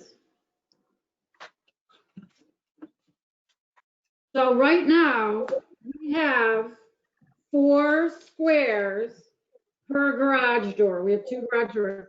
And as you can see from this picture, those squares are very similar. They're not horizontal. They're almost a perfect square. And then we would have no windows on the top with just more squares. So I really personally feel it's as close a match as I could find. I did meet with several companies and I felt this was our best option. With no windows, it'll be the most like the garage doors we have now. That was a pleasant surprise to me. That is pretty close. I have a question about, this is Jenny. I have a question about the hardware that appears on the image that we're looking at from the manufacturer's cut sheet. Yes. Is that mandatory? It is. It is. It comes with the door. And as I said, that door had the closest look to our door. Well, we're talking about the hardware. Not the window, more subtle. Pardon me? Why can't they put why do they have to put that hardware on? It's just the style of door. I also asked them you know, if we could make changes to like a raised panel door, and they said no, that's the way they are. Well, your current, excuse me, this is Jenny again. Your current garage doors don't have a raised panel. They have a recessed panel because the boards are applied over. Right. Those are recessed panels in that door she's showing. Yeah, it looks like it. I get it. I get it. She said she had asked for raised panels, and I said that would, well, I didn't say it. That would not be appropriate because the originals are recessed. I'm concerned about the hardware. The hardware is totally inappropriate for the era of your house. That's a I don't know, colonial style or something hardware, and it's not appropriate for your home. The black hinges and the black handles on it, those look like doors that are leafed doors that you open this way, like a set of double doors to a house. And that's not the operation of your door. I would think that whoever you buy that from can replace that hardware. It doesn't need to be there at all, I don't think. Excuse me, this is Lisa. This is Lisa. I think the owners or the applicant's intention was they like the style of the carriage house doors. So I think they're purposely wanting the hardware on because they liked the style. So they need to be educated about that piece. Well, the hardware is an issue. It's going to be white with black shutters, so I thought it would look nice. But again, this was the closest door to the original door that we could find. Can I speak, please? Yes, please. Steve? I have installed this exact door before. The hardware is a post-installation application. The hinges are screwed onto the door after it's in. The handles are also screwed on after the door is installed. They don't have to be on there. It is a choice, but I just know that from installing this door myself that the hinges and the handles are in after the door is installed. They don't come on the door when the door comes. They are applied after the door is installed. Yeah, okay. I that's what I figured too. So forget the hardware for a minute.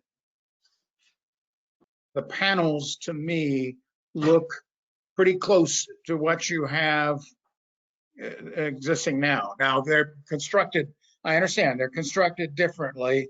What they've done on your old doors is overlay a flat board with some wood that creates a panel, right, Jenny? Yes, I think that's generally immaterial. The visual aspects of this door give that appearance. So I'm not concerned about it being stamped steel. Yeah. If we're going to get picky, I'm more concerned about the rails on this door. I recognize that they're probably wider. The rails are wider than the horizontal is wider than the vertical, which is not the case on the existing garage doors. And I suspect that it's because those panels are broken to allow it to curve up with an automatic door opener. Is that the case? I'm not quite sure what you're saying. The garage doors we have now also curve up with automatic garage door openers. The wood ones also do. Well, then they were able in the 1950s and 60s when they built that door, they were better able to manage the curve than the steel. Because the horizontal lines are appear to be almost twice as large as the verticals. And I wouldn't deny the application because of that, because I recognize you have to, if you're not going to buy a custom door, this is as close as probably you're going to get. It's an all right substitution. The dimensions are a bit different, but not near as much as twice as much. There's 4 squares on the old door and the new door. I'm not talking about the squares. I'm talking about the dimension of the dividers, the horizontal dividers. It looks like, and I think and it appears that there's a line there, which implies to me that's where the door bends or is in pieces to make the curve. Yeah. Yep, I would assume so. For the record, what's this store called? Carriage style. Carriage Who's style. who's the manufacturer? This is Ginny. Who's the manufacturer? Tracy Door Company. Linda, do you need her to spell that for you? Do you need her to spell That would be the helpful. fabricator? It would be helpful, yes. Tracey. And we've used them before. They're very good. This is a standard size door for the opening, commonly used and installed by Tracy Door all over the place. Correct. Okay. All right, let's move forward on this. I make a motion to approve describe that manufacturer and the name of that door again, please. Tracy Door Company, stamped carriage house garage door. Tracy Door Company stamped carriage house garage door. Okay. Without windows, similar to,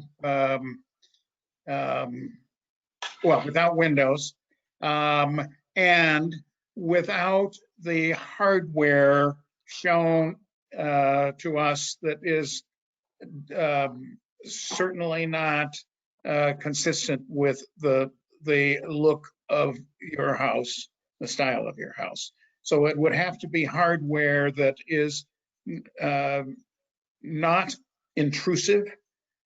As a matter of fact, I think we'd like you, if we approve this, we'd like you to bring in the hardware to Steve, our building inspector, to make sure that we're comfortable with that hardware. Well, I would say that if it's not that hardware, there probably would be no hardware, because most garage doors don't have hardware. That's the only style of door that I'm aware of that does have hardware. Is there no manual way to open the garage door? I'm looking at the brochure right now, and there's door after door after door with no hardware. No, nobody's got hardware anymore. So no, there is no manual way. All right, well, what if you run, what if you run over the remote? I think you use your keypad these days. No, all right, can I speak? Can I speak? Yeah. On this door, I have, like I said, I've installed many of these same doors. If you wish a handle, you can put a handle on the very bottom of the door. So if you wanted to unhook it from an opener, you can still get a hold of it with a simple handle right on the very bottom of the door so you can lift it. These are very light doors compared to the old. So a simple handle, white handle on the very bottom of the door would allow them, if they wish to not use the opener, to open and close it manually. That would be acceptable. I would never require somebody to have hardware if they don't want it. Correct. I'm just saying they have no hardware. Just a simple handle if they do want. Hardware. Okay. Based upon that description, I make a motion for approval of that door as described, without any windows and without highly visible hardware. If the applicant chooses to have something like a handle at the bottom that is painted the same color as the door and is not noticeable, that's the applicant's discretion. Do I have a second? Second. Okay. Roll call. Member McBride? Yes. Cole? Yes. Harrington? Yes. Searle? Yes. I have an addition after the roll call, though, please. Okay, Morrow? No. No? No. Okay.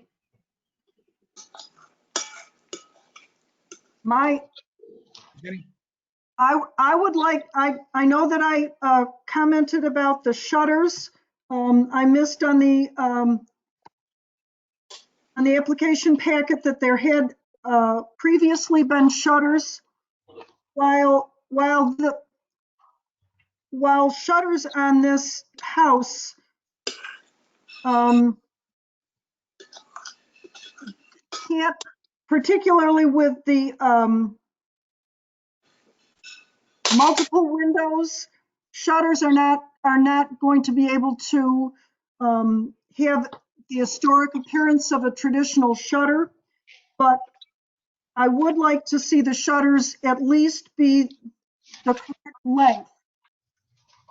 There aren't going to be shutters on all of the windows that will close. I think if they can get shutters that would be the same width as the windows so that they have the appearance of appropriateness, I would like to see that happen. And for the homeowner, there's a good illustration of that in the Village of Pittsford design guidelines that are easily available online through the village website. So before you order and have installed shutters, I'm going to suggest that you look at them and size them appropriately. Wait a minute, there's no application for shutters, right? Yeah, I know. That's why I'm not adding it. There had been shutters previously on.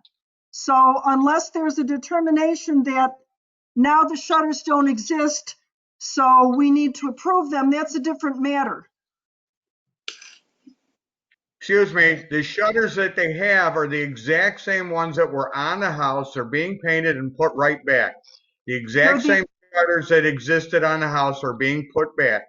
The only difference that was not clear in your response to my original question, Steve. That's fine. If they're the original shutters, they're being painted. The house is getting painted this week. Tomorrow it's starting, and we're using the original shutters. They're going to That's fine. That's a separate issue then. That's a separate issue. That's fine. Okay. All right. Okay. Okay. Well set? All set. Thank you. Thanks, everyone. Thank you very much. Appreciate it. Thank you. Bye-bye. Bye. All right. We have next Mike Newcomb with number 4 Cheyenne Could I Place. ask a question? Okay. Could I ask a question? Were some of the houses of that era originally came with shutters, when they were built? I mean, like decorational shutters? Yes, I believe so. My daughter has one that was originally shuttered. Yeah. In the same It's area. not a general interest, not on this application. Okay, thank you. Okay, number 4 Cheyenne Place. Mike Newcomb. Mike, you want to describe what you want to do? I just want to put some windows on the back of a building at 21 Cheyenne Place. And they're the same make and series of the windows that exist on the building, although they're different sizes.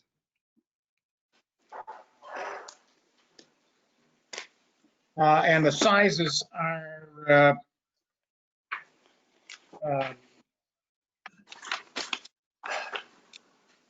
they're very small.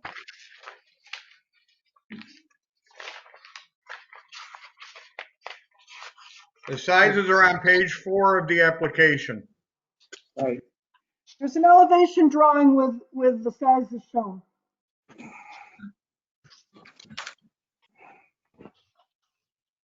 Can I just ask a question? This is Lisa. Are there any windows this size on the building anywhere else? No. Is there a reason why you don't want to make windows the size of the rest of the windows in the building? Because we don't want double hung windows on the back of the building for security reasons. Don't you Well, they have? don't have to be double hung.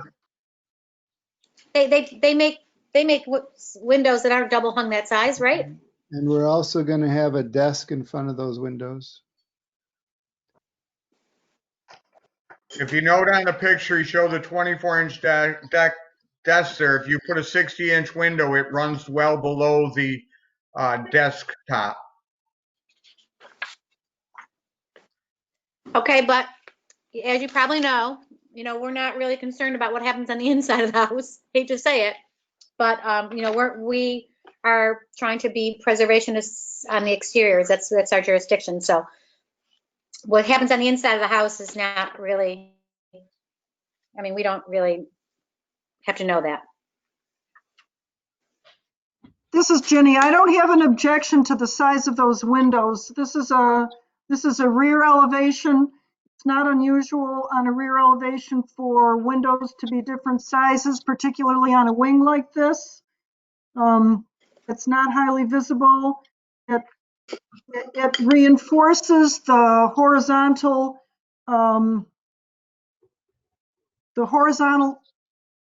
massing of that wing. This is Lisa. That is highly visible. I walked it yesterday, and with numerous changes that are going to be happening in that area, I think there's going to be more traffic, and there's a parking lot and a walkway behind that and a drive area behind that. And I do feel that there should be consistency on the house, whether it's the back or the front, on window size. I've seen a property that we did approve windows that were very small, and I cringe every time I walk by it. It looks very odd, and it does not look like it blends with the home. The difference in the elevation on the home you're talking about is the wall height and span of that wall. Those windows do not look like they belong in that addition you're talking about. But as Virginia says, you're talking about a long, thinner portion of a building that if you put a 60-inch window in there, it's going to be within 20 inches of the floor on that elevation, and it will look funny compared to the rest of the building. If you look at the upper window that he shows in the picture there compared to that large wall, if you put that same window, 3 or 4 of them in there, they are going to look very funny. They're going to overemphasize the window in that low-spaced, long, thin wall. And those are actually fairly big windows too. It's just the building's big, but those are not tiny windows. Right, I know, but we also need to look at scale. I'm looking at the front of the building. It's the Victor Furniture Building, and the windows that are in the front are significantly large, and they come quite down low. Yeah, those are storefront windows. Right, so I guess my thought is that I would not mind the size being able to drop below the intended drop. But again, I know that you are trying to put desks there, so that's the rationale for that. But aesthetically, to me, it will look funny. It will not look like it goes with the house. Well, the one window is also in a bathroom, so that's another reason we don't want it all the way down.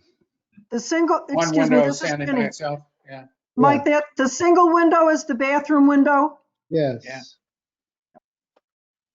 Well, then you would not, Lisa, you would not want to have the same size windows in the bathroom that you have in the office. Correct. So I might do the office with the windows that go down, like the front of the building and the side of the building and the top of the building, and have a small window for a bathroom, which is not uncommon to see. To have the whole section But to look like a bathroom. This is not a house. It's a commercial building. I know, it's a part of the, right. I understand that. So now what you're saying is you would want him to that are commercial. but now what you're saying is you'd want him to have a different size window for the bathroom than the other 3? So now it's got a consistent look across the back of the building. No, that's done a lot. That's done a lot when you have bathrooms in a home. And I have that on my house. You have a small bathroom window. Your previous argument was the interior use shouldn't have anything to do with the windows. And now No, you're allowing to change but I'm the saying bathroom window, but not the rest. You've got a lot of wood back there, okay? If you have 4 little tiny windows and a lot of wood, it's going to look funny as compared to having 3 significant windows and a small little window. You're going to take away some of that wood span. So yes, I'm not concerned with the inside of the house, but I would make an exception for a small little section, but not the whole back side of the house. It's not a house, it's a commercial building. Structure, right? Well, we'll agree to disagree. You know, I just I took that upper window up there on the right side of the back, and I put that same dimension down there in, maybe not the, and that does not work for me on that small space. I think the issue is the small space versus off to the right where you have a much larger space, or the front where you have a much larger space. And Are you able to put windows on the area that there are no windows? I can do anything I like, but I have no intention of doing that.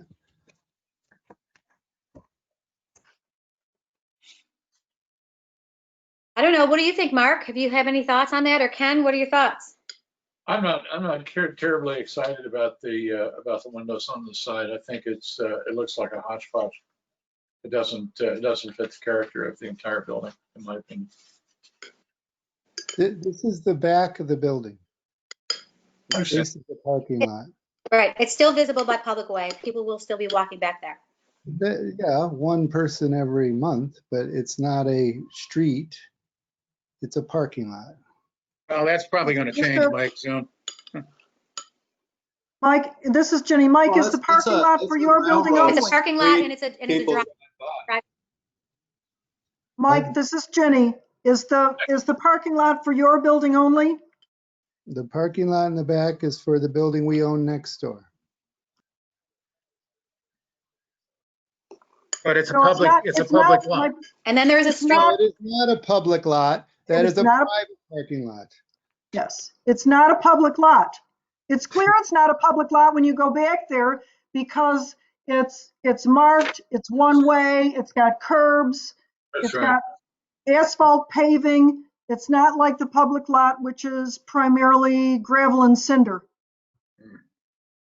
But next to that is a public drive. Like you could drive your car right there and see the whole back of the building. I was just back there.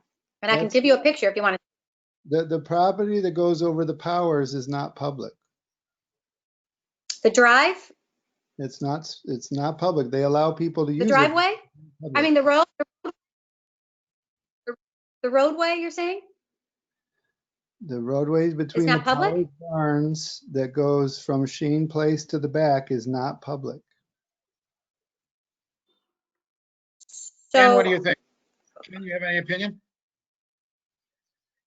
Who it's are you private? asking, Bill?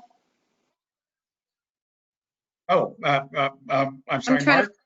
Who had the opinion, Ken or Mark? That was Ken? my- Mark did. That was my opinion. I just think, I think it looks like a hodgepodge. And I don't see any reason to do that. To do what? To have, I love your shop, looks great. But when I walked around it, seeing those types of windows in the back just didn't make any sense to me. But that's, I defer to you guys because you know what the standards are and what can and cannot be done. But aesthetically, it wouldn't be my choice. Okay, so I want to show you a picture, if you guys can see that on my phone.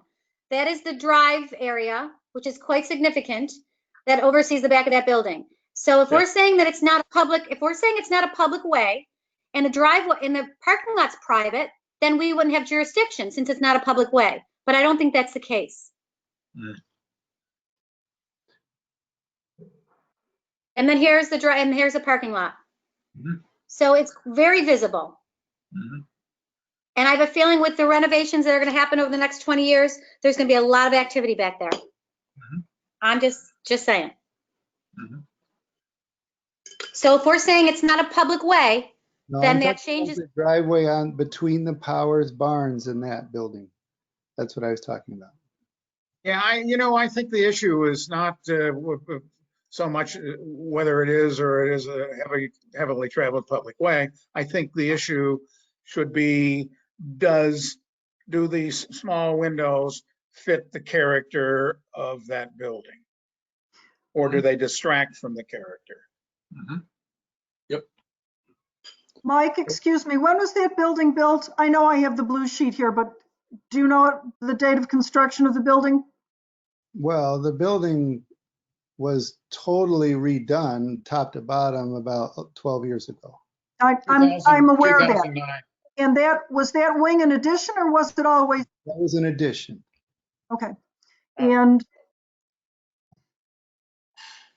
but it was the gas station before, right? Yeah. Yes. It was built about 1930. Yeah, that's what I'm looking for. Not that part of it. The building, the main building was 1930. The main part of the building was built in 1930 and there was an addition about 12 years ago. Correct. And at that time, what was it used for? What was the structure used for at that point? At what time? In 1930. 1930s. What was there? It was a gas station originally. There was a bulk oil plant there. I see.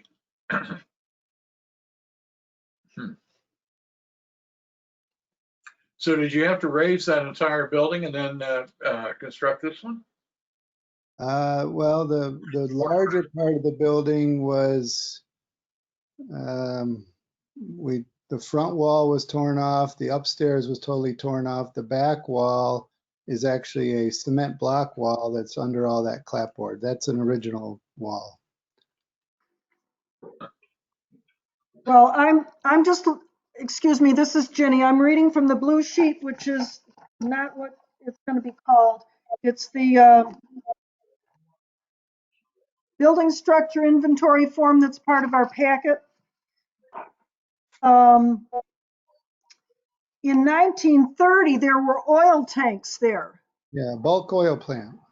Yes, so the building itself that we see there, the primary part of the building that was redone 12 years ago was built in 1965. That's probably more correct, yes. Yeah. Prior to that, there were oil tanks in that location. I'm surprised I don't remember. But this is a whole new building. The building was built in 1965 and the addition was put on about 12 years ago. Is that correct, Mike? But in 12 years ago, all the windows in the entire building were totally changed to what's there. And the whole elevation, the whole building was modified pretty heavily because the gas station did not have the sort of storefront that you have now. No, there's nothing, almost, other than the back cement wall, there's nothing original on that building. Now, I don't like to make this comparison because it's not a good comparison. The buildings are totally different.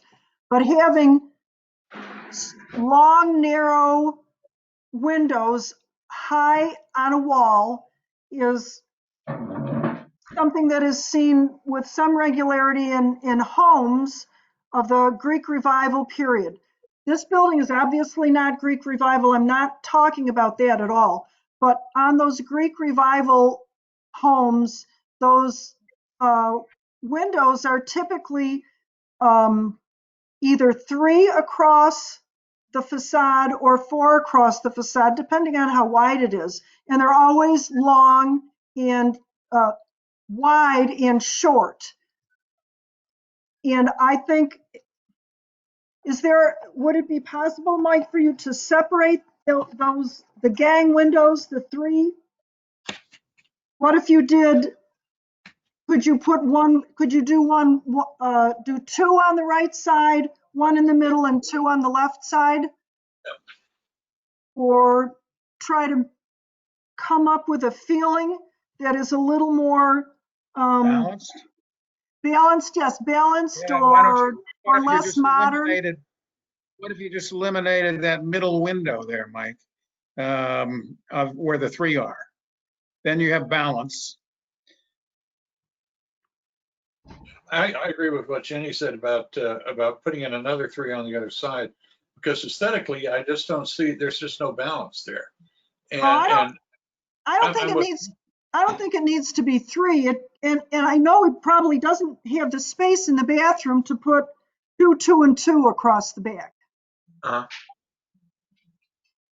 Is that I would the, like, I would like to say that I think we've got an application in front of us as to what Mike wants to do. So I think that we should vote on this. And if he decides to make a change, then that's his option. But I think we should vote on what's here, please. Well, let's talk about, if you look at the entire rear elevation, the windows aren't balanced at all. Right? there are only three, this is Jenny, there are only three windows very high in the wall across the back of the building. And they're not Across balanced. a much higher building.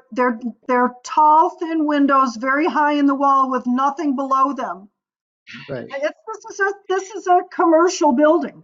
They've But got restrictions on where they, But the windows are the same size as the rest of the building on the top. I'm not convinced that's accurate. Well, I could see, I mean, I don't have a measuring tape, but from the eye, I can see that, I don't know if you guys can see this. That window right there looks pretty close to those windows right up there. So yes, I can't tell you for sure, but from the eye, they do look pretty much the same size. I believe the second story windows are all the same size. But they're not the same size as any of the first story windows.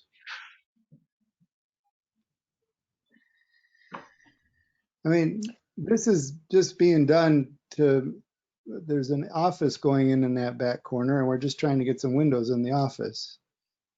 Is the whole, it's just, excuse me, this is Jenny. Is that the only location where there will be an enclosed room for an office? Yes. And then there's a bathroom, like I said, in the middle where that single window is going to go. And then the other side of that single window, I mean, we can put more windows there, but that's just a furnace room. A lot of expense to put windows in a furnace room. Yeah. Steve, could they put a window in a furnace room? I can't answer that directly. I don't know of anything not allowing to them, but it depends on the proximity of the furnace, what's in that room, Right. where's the Right. piping running, where are the Right. ducts running. Do you want a window behind a plenum? It would, You know what I the plenum is there. It's about 8 inches from the wall right now.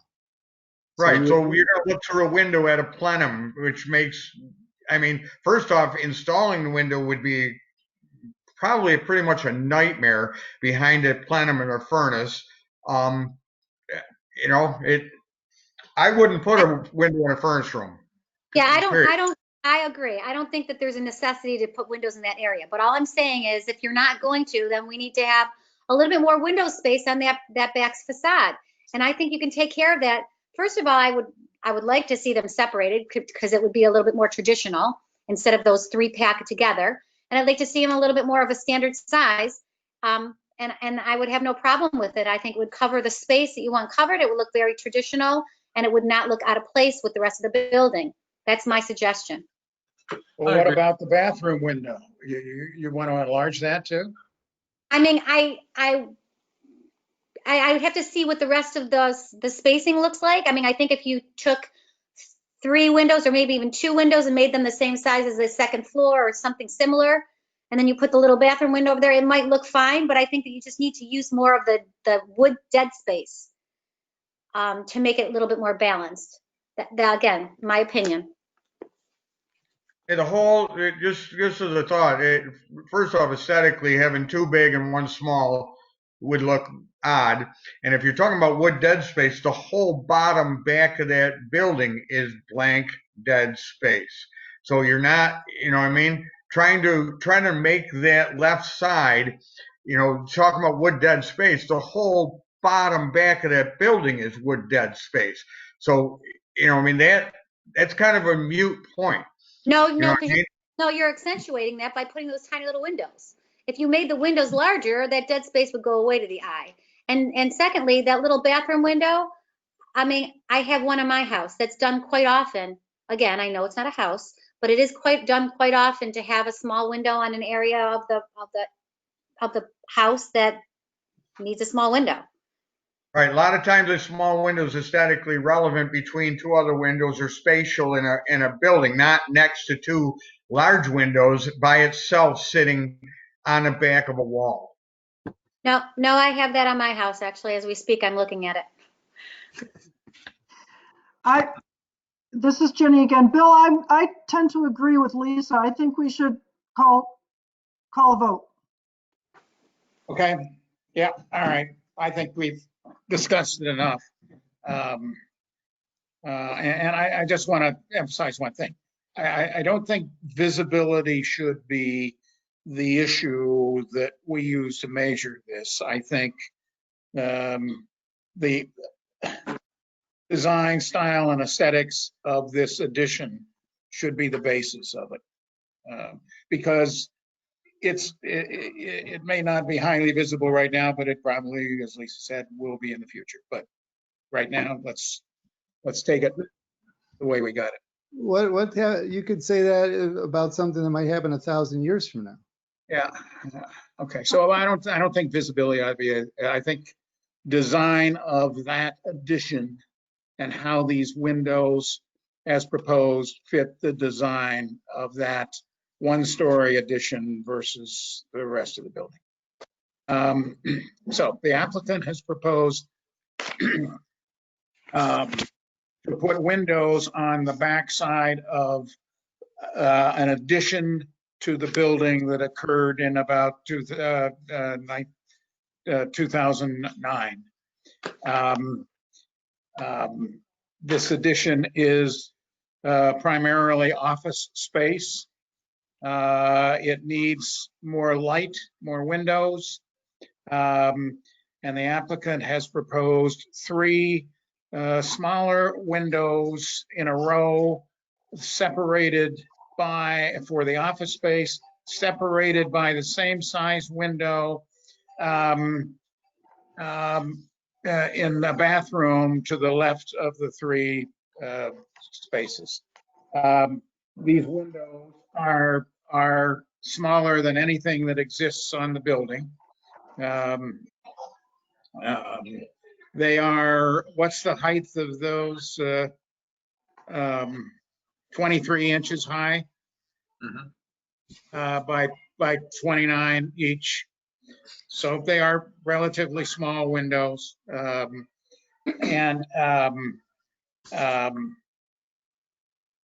this is an addition to a 1-story addition to the 2-story main building.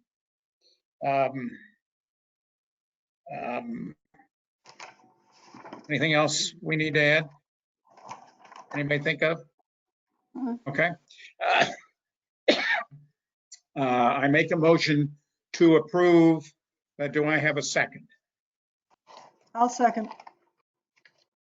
How do we vote? Roll call.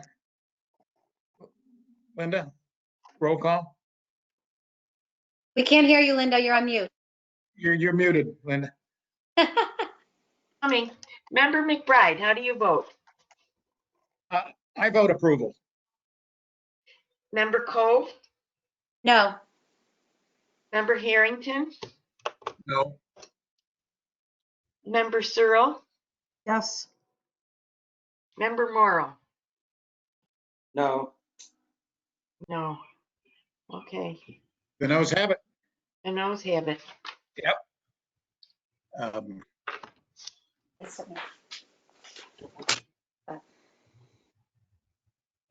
Mike, you can take a look at another design if you like. I think the noes were concerned that these windows are just consistent with all these small windows were inconsistent with property. Doesn't necessarily mean the one window was inconsistent, the bathroom window, but the other ones didn't feel as though they belonged to the property and even on that addition. Mike, I'll just offer, may I offer a comment on it? Yep. Or address that? Well, look, I think your building is fantastic. It's about a 3-minute walk from my house. And I think the whole the whole thing that you did, or whoever did, with the building is wonderful. I would never guess that it would have been a gas station. And so I mean, I say everybody gets A+ on that. It's just that I think when looking at something that maybe is not going to be the first thing that you recognize, with that area being developed a little bit more, which I suspect it will be because it's a unique spot, it just in my opinion, the layout of it, not trying to get away with it and have no windows, but I think it really, there ought to be a different way to make this a little bit more symmetrical, in my opinion. But that's about all I can say about it. Okay. All right. Mike, I hope to see you again. Okay.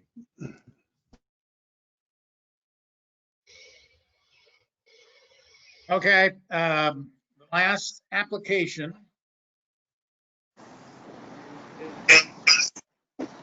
for 40 Sutherland Street, in addition to an existing garage.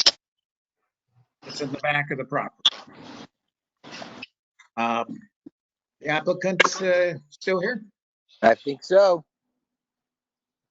Can you hear me? Yes. Yep, sure can. Would you tell us what you would like to do? Sure.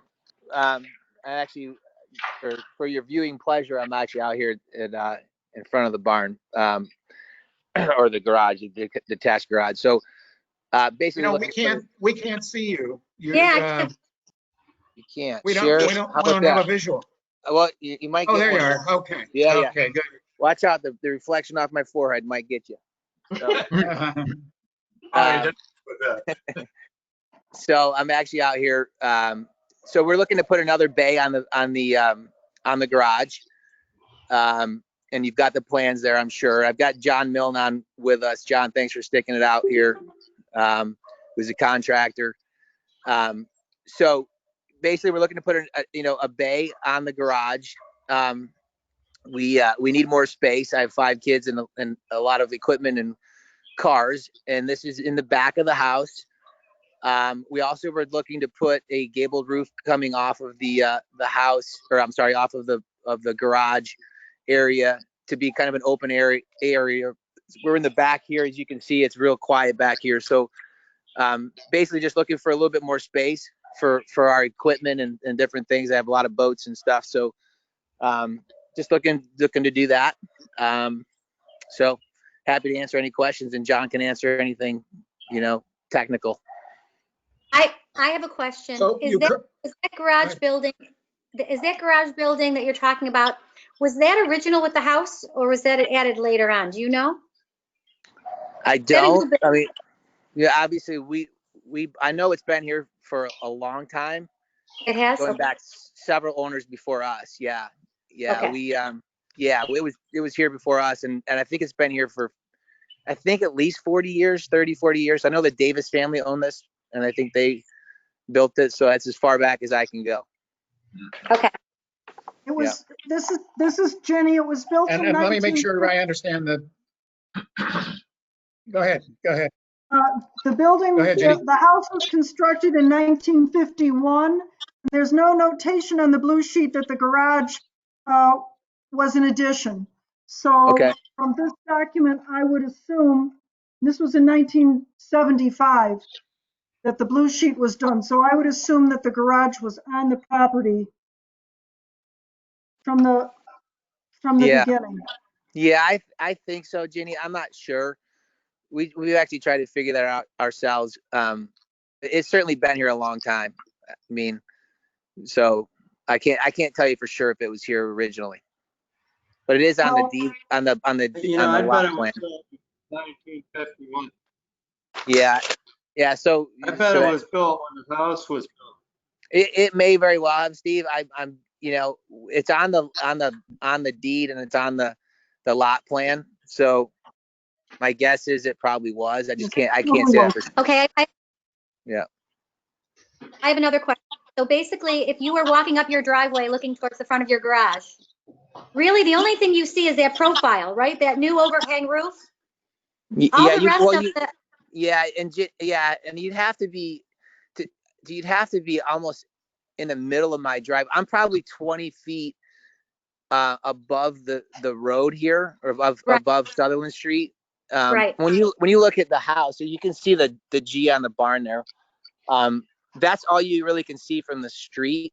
So, and if you look at our house here, we're actually going to be behind the house, if that makes sense. I'm trying to do this so you guys can understand. So the addition that we're talking about is actually, you have to be standing in the middle of my driveway to see it.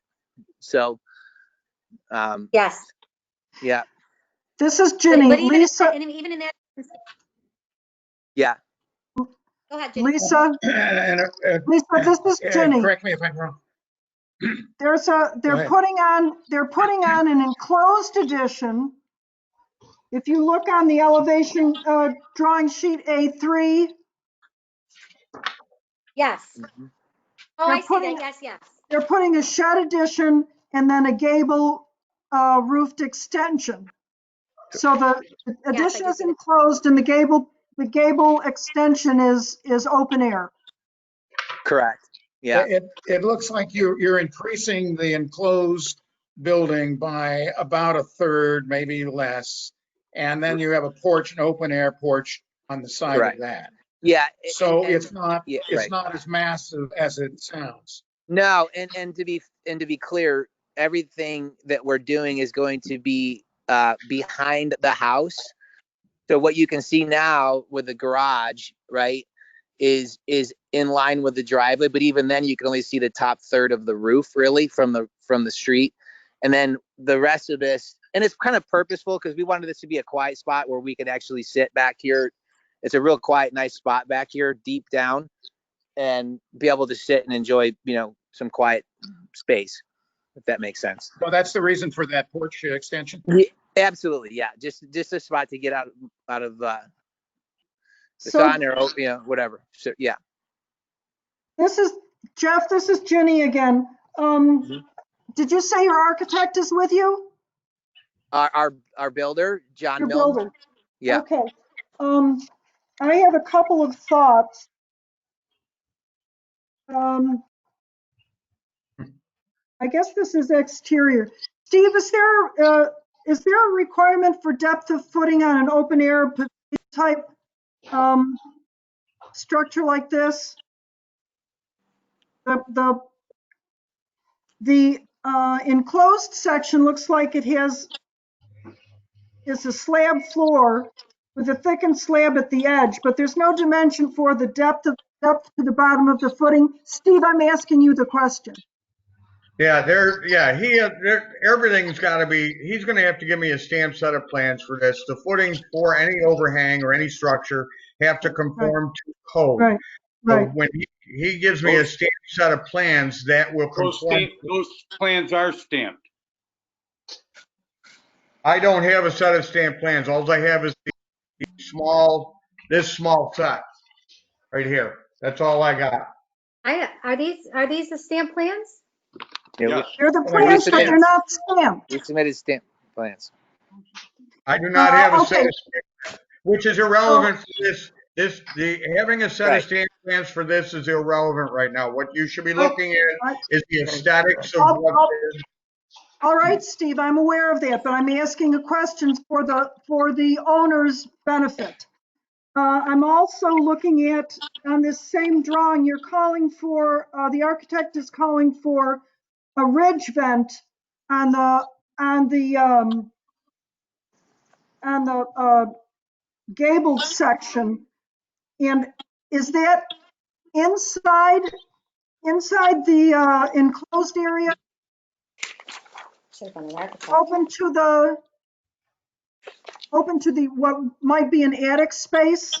The only point I'm making is I don't believe that you need a ridge vent, and a ridge vent is a visual, something you can see. You can't see it from here. You'd have to be standing in the middle of my property. That's not my point. I don't think you need a ridge vent there. Just as a point for your information. Well, But my other, I grew up in construction too, so yeah, I get it. Okay. A ridge vent is important for any roof to allow the flow of the air from bottom to top. Whether he accomplishes that with an open ceiling inside that, which can never be seen by the public, or by a vented soffit, which can't be seen by the public, is irrelevant to it this application. does it have anything to do with whether or not the space is heated? No, you still want to keep that roof cool by the And sun. let's dismiss this. There's a I have- ceiling, there's a ceiling in that area, so there would Okay. be a need to ventilate. Okay. I'm looking at drawing A3 at the south elevation. And just from a constructability standpoint, the gable roof appears to project above the change in pitch of the gambrel roof. Which can't be seen from the public way at all. Behind my house. Please, I'm not talking about the appearance of this. I'm asking a question regarding constructability of the architect. It seems to me that either reducing the slope of the pitch of the gable section or dropping the eave a little bit, because it's going to be a real pain in the backside to try to tie the gable roof pitch into two different slopes of roof. That seems to me like it would be an area that would require. The valley changes pitch. It's designed. I understand that. I'm talking about the ridge of the gable section. Yes. Look at your drawing, the south elevation. Yeah. The gable That's not our section is. purview. It's not our purview as a board. I'm not suggesting something that should be changed. I'm pointing out something that, in my professional opinion, might be beneficial to the constructability and preserve the building, the original portion of the building better. He's setting up a situation there where trying to tie the flashing in and extend the roofing over a very short distance of two pitches is very difficult. I'm not suggesting he change it. I'm asking the question, has he thought about that? So, Jenny, I appreciate that. Absolutely. And I'm comfortable with all of it. Thank you. I do have a set of stamp plans. I don't know why the copies that I gave you don't show the stamp, but I will get the set with the stamp. okay. to you. I'm not trying to make things difficult. As an architect myself, I'm trying to point out something that, as I'm looking at the drawings, in order to economize for the owner, Yeah. And a situation that could be very difficult to construct. That's all I'm saying. Much appreciated. I've Okay. been in construction for 30 years myself, so. Well, then you might understand what I'm talking. I do, but Okay, let's move on. do. Let's move on here. Let's decide whether there are any issues that we have that are within the purview of the board. I have Anybody no else? issues with the design at all. Okay, anybody else have any issues? Lisa? Mark? Nope. Ken? Nope.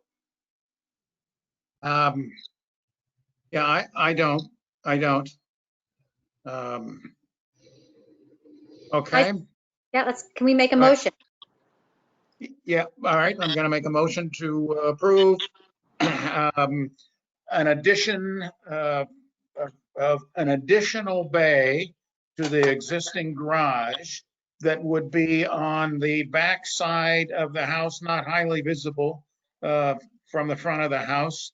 And beyond the additional bay and closed bay will be an open porch, covered porch. that can be used as a recreational area.